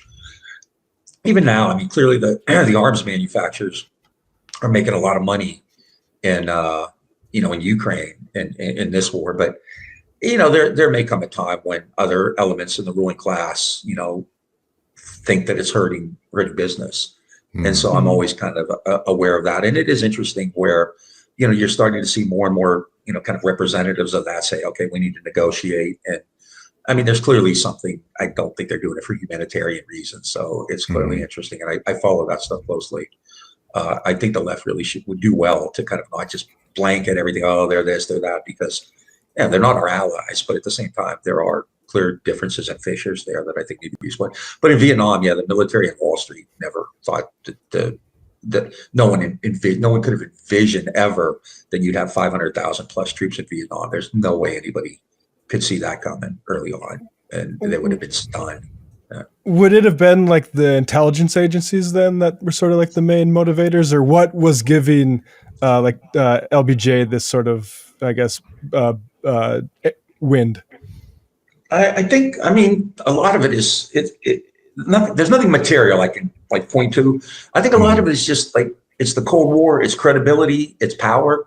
There's a famous memorandum by John McNaught, who was an assistant secretary of state and assistant secretary of defense, who in 1964 gave the reasons to fight in Vietnam. And he did an equation. He said 10% is to preserve democracy, 10% is to help the Vietnamese, and 80% is to preserve American credibility. By that point, the United States was this global policeman, this global power hegemon, and, couldn't be seen, giving in to this Vietnamese, this Asian nationalist movement. There are clearly, there are people in the military who support the war, but, if you look at it collectively, he's not getting a lot of advice. So, and even when the reports seem to indicate that they're in favor of the war, if you read it, the analysis is often very bleak. We have this problem, we have that problem. Things are bad here, things are bad there. But they know what LBJ wants to hear, so they'll say, yeah, but we should just send more troops in. But if you look at, there's even Westmoreland, who, I don't have anything good to say about, but in 1965, before the U.S. sent a lot of troops in, he wrote this amazing memo against the introduction of ground troops in Vietnam, January of 1965, 2 months before Da Nang, where he said, we're going to end up like the French, occupying an essentially hostile foreign country. And I had to read that 10 times because I did not believe that came from Westmoreland's staff, and it did. And that wasn't unusual. I mean, the chair of Joint Chiefs of Staff, Earl Wheeler, thought the war was going badly. The Army Chief of Staff, Harold K. Johnson, William McChesney Martin, who was the head of the Fed, Walter Wriston, the head of Citibank, and on and on and on. And, Merrill Lynch people, the brokerages. If Johnson wanted to get out of the war, he had plenty of cover. He could have said, look, I'm here. The Pentagon says it's a bad idea. Right. It's hurting the economy, blah, blah, blah. So what the right wing at the time, who cares about what the right wing of the Republican Party says, right? So, I don't think there was a huge political, although honestly, I'm not sure there's a huge political cost to pay today for Biden, right? When the U.S. finally withdrew from Afghanistan, like 2/3 of Americans supported that. And, a couple months later, after the drumbeat, it was down. But in Vietnam, there were plenty of ways to get out if they wanted to use them. But I do think credibility, and Johnson would even say, I don't want to be the first American to lose a war, and they're going to do to me what they did to Truman, and all kinds of stuff like that. Yeah, I just remembered the "Who Lost China" discourse, and that is a sort of cudgel against presidents, being like, "How could you let this country do that? We should control the world." Yeah, Johnson said Truman's problems with the "Who Lost China" debate would be chicken shit compared to what I'm going to go through. So, Jesus. Yeah, he was never hyperbolic or anything. No. Really fascinating guy. Oh yeah. I actually, I don't have a warm spot for any presidents, but I think Johnson is really kind of a very intriguing guy, very intriguing figure. Yeah. No, he's a really fascinating guy. Like going around to his hometown near here in Austin is something to just remember, where he comes from. But I feel like we could keep going for another hour, which means we probably need to get you on the show sometime soon. Maybe we could talk some JFK stuff in depth. Oh, I'd love to do that. I've entered that world in the past year or so. It's really something. Yeah. Well, Matt's very interested in all that, so let's schedule that and make that happen. Everyone, please check out Green and Red podcast. There's a link below to a piece that Robert Bazzanco wrote in History News Network that really outlines a lot of the stuff really well. Those are in the show notes as well. Thank you so much for joining us today on Left Reckoning. This was really a lot of fun and a really great discussion with you guys. I appreciate it. So you do good work. Thanks. We're happy to do anytime. Thank you. Thank you.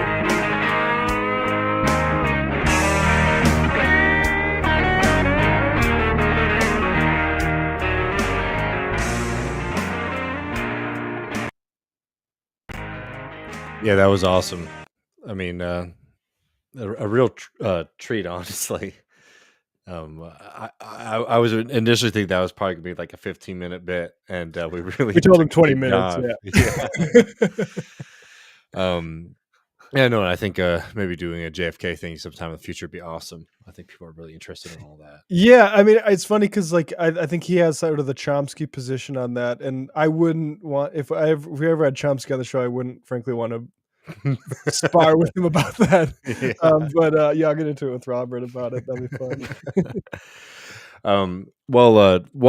Folks, thanks everyone for watching. We got one more coming for y'all. Really important bit about a fight that's happening here in Austin. And if you're in the area, please do show up tomorrow at City Council. Starting, I'm here at 9, but I've been told 9:30. This is when I'm planning on showing up.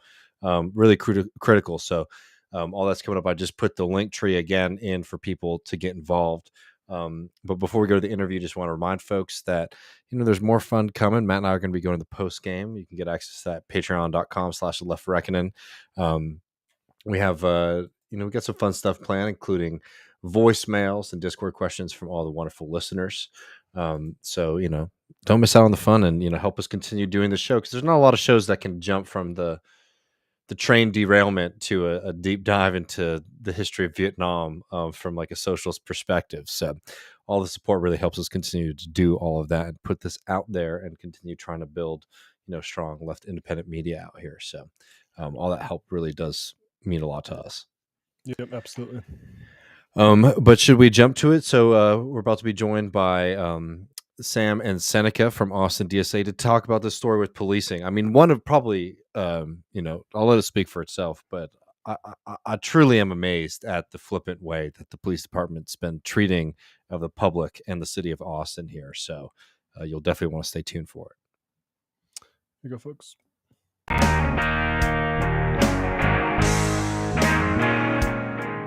Welcome back, everybody. David Griscom here, your host for Left Reckoning. And I'm really honored to be joined by our two guests today, Sam Kirsch and Seneca Savoy.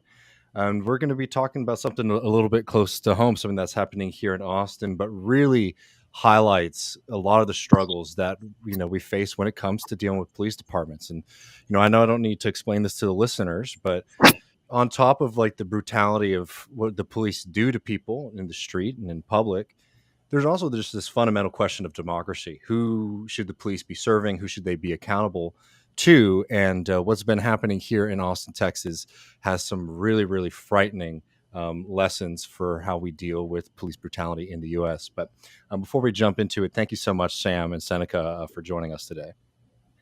Thanks for having us. So, I mean, this story has just been developing pretty rapidly, and I want to catch everybody up, but just really quick so people don't miss it if they jump out of the video later. There's an important action this Wednesday that people in the Austin area should certainly be marking their calendars and showing up for, right? Yes. So this Wednesday, and we'll go into why this is happening later, there will be a vote that contains exactly two items, both of which are crucial. One will be a vote for a resolution on a short-term contract. That will allow the stuff we're talking about later to matter by basically pushing back police contract negotiations until after the vote. The second, and this is the bad one, will be for a 4-year police contract. If that passes, none of the other stuff we're talking about matters. So we do or die, we need bodies in the room. You can sign up on Tuesday with the link that we'll go ahead and send to David after the fact once we have it. And you can sign up Wednesday morning before 9:15 by physically going. Even if you can't testify, we need bodies in the room to hold signs and make us look like the big unruly mob that we are. So show up to City Hall along Cesar Chavez. And look for the people in red shirts. Hopefully we'll have pizza. That would be great. That would mean we're organized. And join and amplify the level of ruckus. So yeah, and again, there'll be links below in the show notes for people to check out how to get involved, because this is a really important story. And I mean, like, where to begin? I mean, I think that like the recent developments might actually sort of prevent us from being able to do a full overlook of the past few years here in Austin and what people have been doing in relationship to the police department. But just like nuts and bolts kind of thing for folks, Austin, just like a lot of cities in this country, has seen a pretty tremendous organizing effort by people who want to see significant changes to policing. And that has been met with fierce resistance from the police department. And let's start with this first news bit here, y'all, because this just shows like the kind of the lack of like care and respect that the local police department in Austin has for democracy here. And that's about this petition effort. So there were petitions going around town, basically telling people, hey, do you want to reform the police? Do you want to see changes in policing? And, people at HEB or whatever are thinking, okay, yeah, I do. And I signed this thing. But these efforts were actually funded by the local police department, correct? That's right. We knew from the jump that they were involved. And then we got, I think, frankly, surprised just by the level of it. So initially, right, this was a copycat of a petition that we had done earlier in the year, which would limit what kinds of contracts city council would be allowed to pass with regards to police, mandating certain baseline levels of transparency, oversight, getting rid of things like the D file that locks away misconduct information about officers, making it so that the police oversight office can do independent investigations, etc. So we fast forward to about November, and this starts circulating, and we're a little bit confused because we already got our signatures. And so the thing that's actually being circulated has the same name as our petition, and on first glance would appear to be the same thing. But when you look through it, it's basically the Austin Police Association's negotiating position in the contract negotiations that are happening right then and just finished today, about an hour ago. So we, right away, we're like, well, this looks a little suspicious, but we can't even get any of the canvassers to tell us who they actually work for at first. That takes a lot of work. And then all we find out is which subcontractor, still not who's paying for it. And it's not until weeks later that we find out that there's a group called VOPA, Voters for Oversight and Police Accountability, that has a website that no one's ever seen before. But when you look at the privacy disclosure, says that it's hosted by the Austin Police Association PAC, which they then change as soon as we let local reporters know.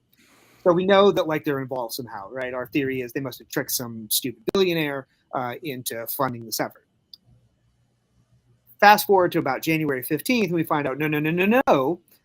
Of the $288,000 that Boba spent on fooling Austinites, 287 came from the Austin Police Association. Then there's a small contribution from the Corpus Christi Police Association, Nice and then and $125 from two random schmucks who donated on the website.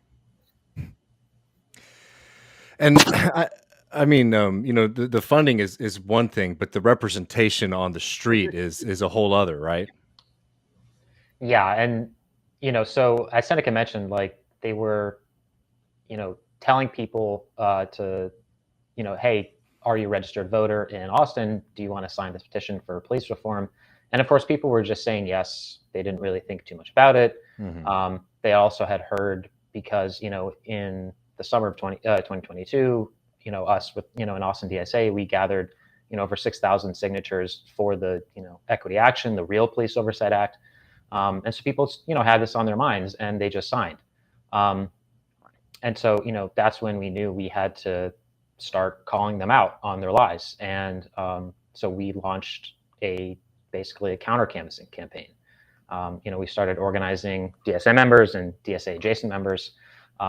We set up a network, and we were, figuring out where they were. We had people who were acting sort of as spotters. We had people who were more actively, confronting canvassers, which is something that, I decided to do. And, that's when we started to hear that they were claiming that they were with equity action. And so we knew that we needed to, record them and call them out on their lies. So that's what we did. Yeah, and we actually have a little bit of these recordings here. I'll just play a couple seconds of it for folks. Who do you work with? We work with Equity Actions. We're just collecting signatures down the ballot. We're with Equity Actions, a nonprofit organization. Is I'm trying to remember the name. Oh, like Equity Matters or something like that? Yeah. Same group, or is this another? They are sponsoring us, yeah. Okay. Yeah, and look into Equity Action. We're the one doing the petition, Austin Police Oversight, okay? Okay. All right, thank you, miss. So Sam, for people who might not be familiar, I mean, what's going on in those clips right there? Yeah, so actually one of those was Seneca, and we had a couple of other comrades who got recordings of that. So that was basically, just going up to where these canvassers were and just, kind of playing a little ignorant, letting them, do the approach that they would do to anybody else. And so, we knew that we couldn't just let that slide, and we had to get it on record, because we knew that they obviously were not with Equity Action, because we know who Equity Action is. And so that was just clearly, undermining trust, funded by the police. And, it is concerning about the future as to what people are going to trust when, somebody says, hey, do you want to sign this petition? And it's going to be a challenge even for us in some ways moving forward with our campaign. Yeah, I mean, in the sense of the legality of this, I mean, it certainly morally and ethically crosses the line. Is there a lot of hope that this might be something that could, invalidate some of the canvassing that they were doing? So the rules for that are relatively squishy, unfortunately. Mm-hmm. So there is a way to rescind, but you have to do it before the signatures are validated, which makes it relatively difficult to remedy. So one of the things they did was to turn in their signatures early once they found out that there was this counter canvassing effort. So we, with very little effort, right? We didn't do any paid ads. We'd only had this effort up for about a week and a half to get people to tell us if they wanted to have their signature removed. And like I said, did basically no outreach on this, and got 1,500 people who wanted their signature removed, right? Now, if that had gone on another week, it's very likely that we would have gotten major political institutions to text their membership, Travis County Democratic Party, Central Labor Council, things like this. And given the hit rate that we had, I think we could have very easily gotten 5,000 to 6,000 people to remove their signatures. But only the people who got their stuff in were able to achieve the remedy, right? So even though more people asked to have their signatures removed from this than any petition in Austin history, they still were able to get on the ballot because of just the sheer volume of how many that they gathered. They turned in about 34,000 raw signatures, which is a testament to the terrible working conditions that the signature gatherers had, right? That almost certainly wage theft going on. Yeah, and actually, if I could just jump in on that, real quick, that was like one of the reasons why we were able to get so many people to try to get their signatures rescinded was because of the counter canvassing that we were doing, constantly calling them out on their lies. And as Seneca mentioned, there was wage theft. We actually were even able to get one of them hired by a local union co-op that runs campaigns that DSA has some crossover with. But we had heard that some of them didn't even sign 1099s. We heard that some of them were getting told that they were going to be getting paid $5 or $6 per signature. They obviously had a lot of money, but we don't know, if they were actually, if people were actually getting paid. And actually, a lot of their canvassers were sort of, traveling around the country. Nobody on their side was from Austin. And, at one point, so, at first they said they were with Equity Action. We called them out on that. They stopped saying that they were with Equity Action, and they started telling people that they were with Voters for Oversight and Police Accountability. And then by the end of it, when we were claiming that, rightly so, that they were funded by the Austin Police Association, they had to actually just accept that and try to run with it and, say, yes, we are, but actually that's a good thing, which is obviously just absurd if you are, trying to have police oversight. You can't if you are the police. And they, I want to just, wrap up on that note with that, they were acting with, without any thought of consequence. Even when, I was on the ground counter canvassing, some of them got extremely aggressive. One of them threatened to stab me. I believed that he might have if I didn't back off. And another one, threw some punches and kicks and spat in my face. It was in front of a store. People called the cops, but obviously the cops would, they're not going to come and do anything. So, it was just absolutely insane. Yeah, I mean, again, I know for some folks listening, this sounds like, it's a local store, but this is how police departments are conducting themselves all across the country, and they love that gray area too, where the law is a little squishy, where the rules are a little up for interpretation. And this is, again, it's a question of police oversight, but this is also just fundamentally, in my opinion, a question of democracy.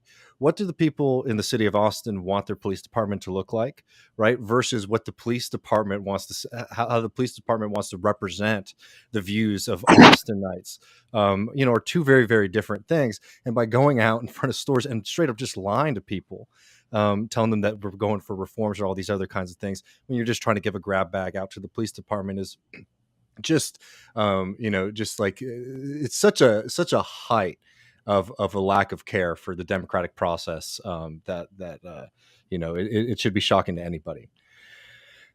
Unfortunately, though, friends, like it's not just this question and this signature drive that's a problem, right? Could you all sort of give people an update on what's potentially happening with this new contract, and give people a sense of who Kronk is and what his role is in this process? Sam, do we have the giraffe graphic? Oh no!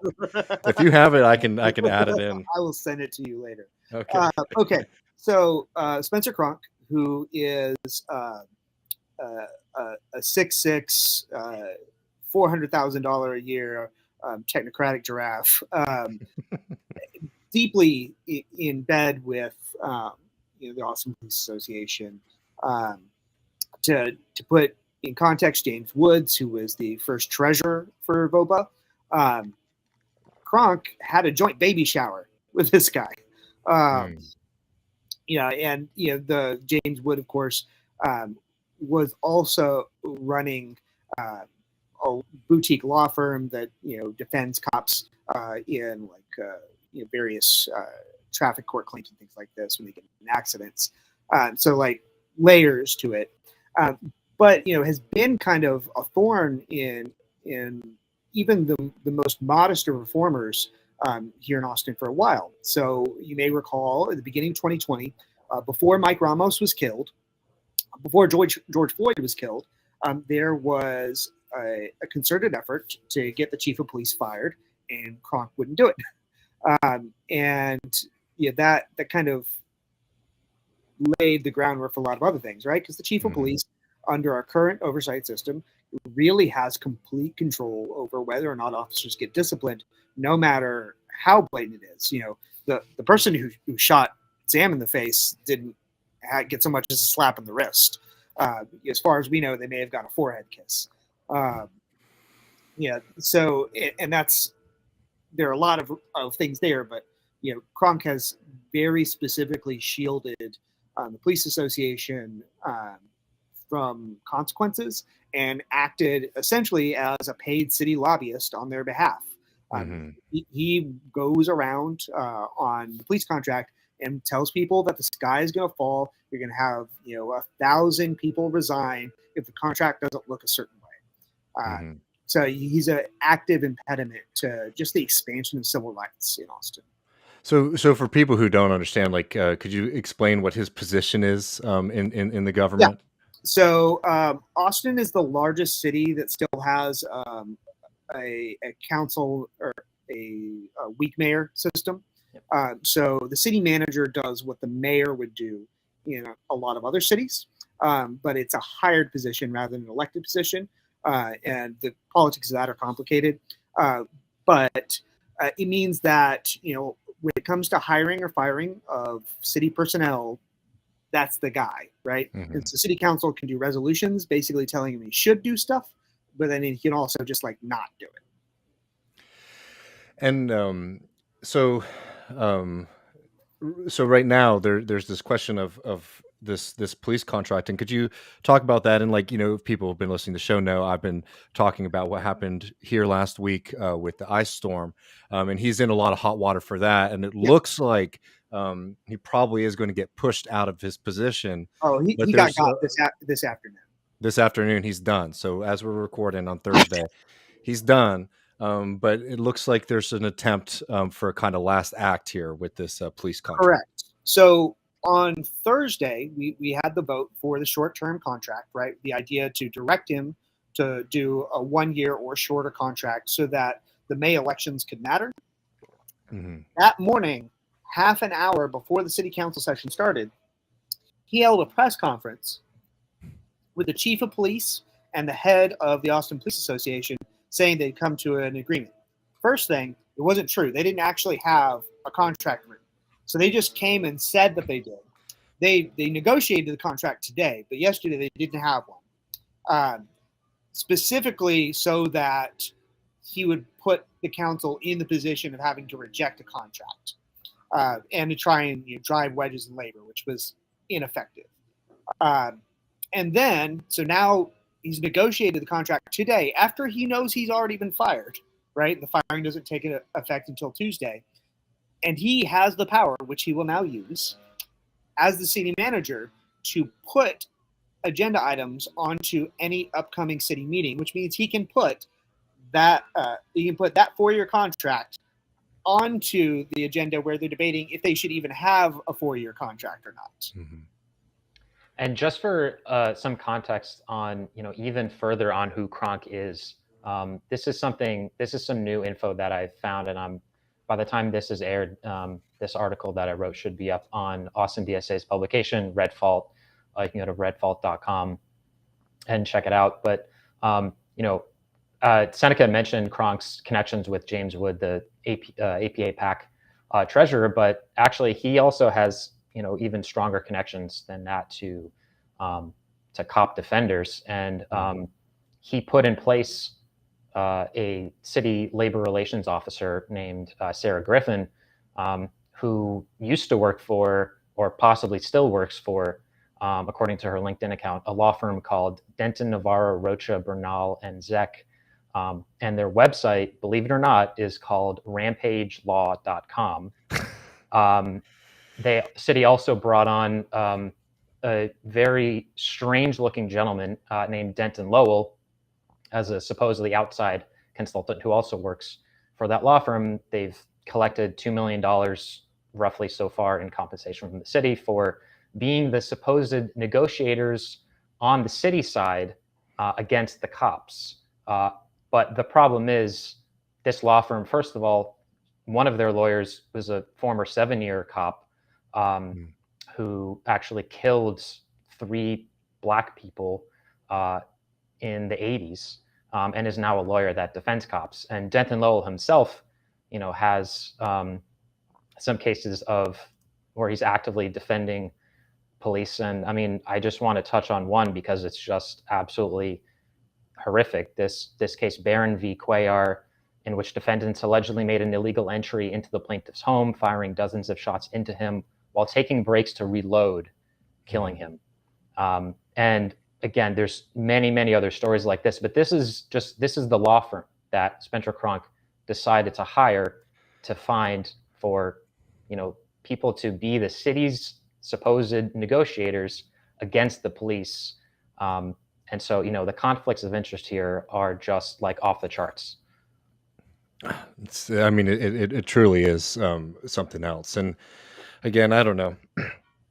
My last days, if I were getting kicked out of office, I would probably try to do something to maybe set myself up and not just to fucking give a bunch of money to the police. But here's the thing, right? So he has 2 choices. He can be known as the person who got fired for the power going out in Austin, or he could be the person who was willing to sacrifice his job because he loves cops so much, right?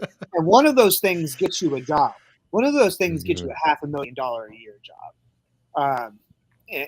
And keep in mind, he gets a year's severance, and the city manager makes almost 4 times what a city council member does. So he's going to be all right. Set. Him and his Instagram model spouse. Well, I think it's important when we're talking about these things, to also talk about what we're fighting for. And again, there'll be links and information below for people to show up on Wednesday, because this is a really kind of make or break a moment in this fight. But maybe we can start with the bad first. Sam, you mentioned a little bit before, but you've had some run-ins with the police department on a personal level. And, if you might want to start with that and maybe zoom out a little bit, the issues with the Austin Police Department are rampant, and a lot of them are similar to a lot of other cities. But if you give people a sense of, what's going on here and, your personal experience with the police department in Austin as well. Yeah, definitely. I mean, Seneca touched on it earlier, but in May 2020, I was protesting with Black Lives Matter, and I got shot just below my eye with a beanbag round. Still dealing with a whole host of issues, nerve pain, nerve damage. Still have a lot of issues with my eye and my vision. I have permanently distorted double vision. PTSD. I mean, the whole 9 yards. And, so of course, I have a civil suit that's ongoing against the city, as well as, Travis County District Attorney Jose Garza, who's also a DSA member, has indicted, I think, something around 21 cops, including the officer who shot me. But, one of the things that we found out, and, this is all public, but the gun that was used, the shotgun that was used to shoot me, as well as the shotguns that were used to shoot everybody in Austin in May, or in the summer of 2020, I should say, with the exception of Rad Ayala, who was a really high profile case. The police department did not take those guns out of evidence. They said that they did, and they didn't. And so those guns were just, being circulated around. And what's, ended up happening is that, we have this district attorney who wants to indict police officers, but there's also this huge challenge that the evidence gathering process is entirely within the hands of internal affairs of APD, which is the police supposedly investigating themselves, but it's clearly just them doing cover-ups and weaponizing incompetence when they know exactly what they're doing. And so that's why, we obviously can't have that. And so we need real police oversight. And that is something that, the equity action version of the Police Oversight Act has some, really significant things. I don't think that any of us are going to fool ourselves into thinking that when we pass this, everything is going to be fine and dandy and it'll be, a utopia. But this is really going to open up, for a lot of, understanding about who the police really are and what they do. I mean, we're talking about things like unfettered access to body cam footage, random audits of body cam footage. The Office of Police Oversight will be able to gather evidence, launch investigations, interview witnesses. We'll have a much stronger civilian review board that will also be able to interview people, look at evidence. They won't, be like under the pressure of the police, at least, directly. People can submit anonymous complaints. It's there, and then also critically, like one of the big things is, and Seneca touched on this, is taking police oversight and accountability, mechanisms outside of the negotiating process so that they can't be used as, bargaining chips for wages. We just say, look, have your negotiations for wages, but you cannot negotiate civil rights. That is just not something that makes sense at all. And I think that is definitely, the framing that voters want. That is stuff that voters want. But we are now faced with a situation where the police association funded their version of the Police Oversight Act that looks similar until you actually get into the details and realize that it deletes everything that's important. And so now we have a situation where we need people to vote yes on A and no on B. And that's really critical. Yeah. So, I mean, again, like we have this immediate thing this week, but the potential is in May that like you could have one of those moments where the ballot is extremely confusing and you might go in there with a certain intention to vote against the police bill and for, a more strong reform amendment. But, you click the wrong one at the ballot box. Yeah, absolutely. So that's exactly why, like, part of our job, a big part of our job in this campaign is going to be educating people, making sure that they understand that, Prop A is equity actions. That is the real one, A for accountability, B for brutality, and one sort of thing that does help us a little bit is City Council was able to just barely slightly modify the ballot language so that Prop A will have equity actions name in it, and Prop B will have voters for oversight and police accountability in it. We obviously have to tell people that voters for oversight and police accountability are not what they say they are the APA. But if, as long as we're able to communicate that and, we have, I think, a really strong campaign plan, then we'll be in good shape. But it is going to be a fight. And it is, we're fighting against people's, just kind of political ignorance. So it's going to be tricky. Well, Seneca and Sam, I really appreciate y'all coming on here and letting everybody know. Just one more time, Wednesday at what time? I believe Wednesday at City Hall, 1:30 p.m. We're going to pack the room. Hell yeah. Be there. Be there for sure. Well, everyone, thank you all so much. And yeah, keep your eye on this. And, if you're outside, if you're outside of Austin, the Austin area, this is the kind of shit that police departments are doing across the country. So, tune in and be aware of what's happening around you. And if I could just add real quick, if people want to help out, if anyway, they can donate to Austin DSA. That is really helpful. AustinDSA.org. We have a donation link. Even $5, $10 makes a big difference. So that would be, greatly appreciated. And thanks so much for having us. Oh, of course. Yeah, we'll put all that in the show notes. And again, yeah, thank you so much, Seneca and Sam.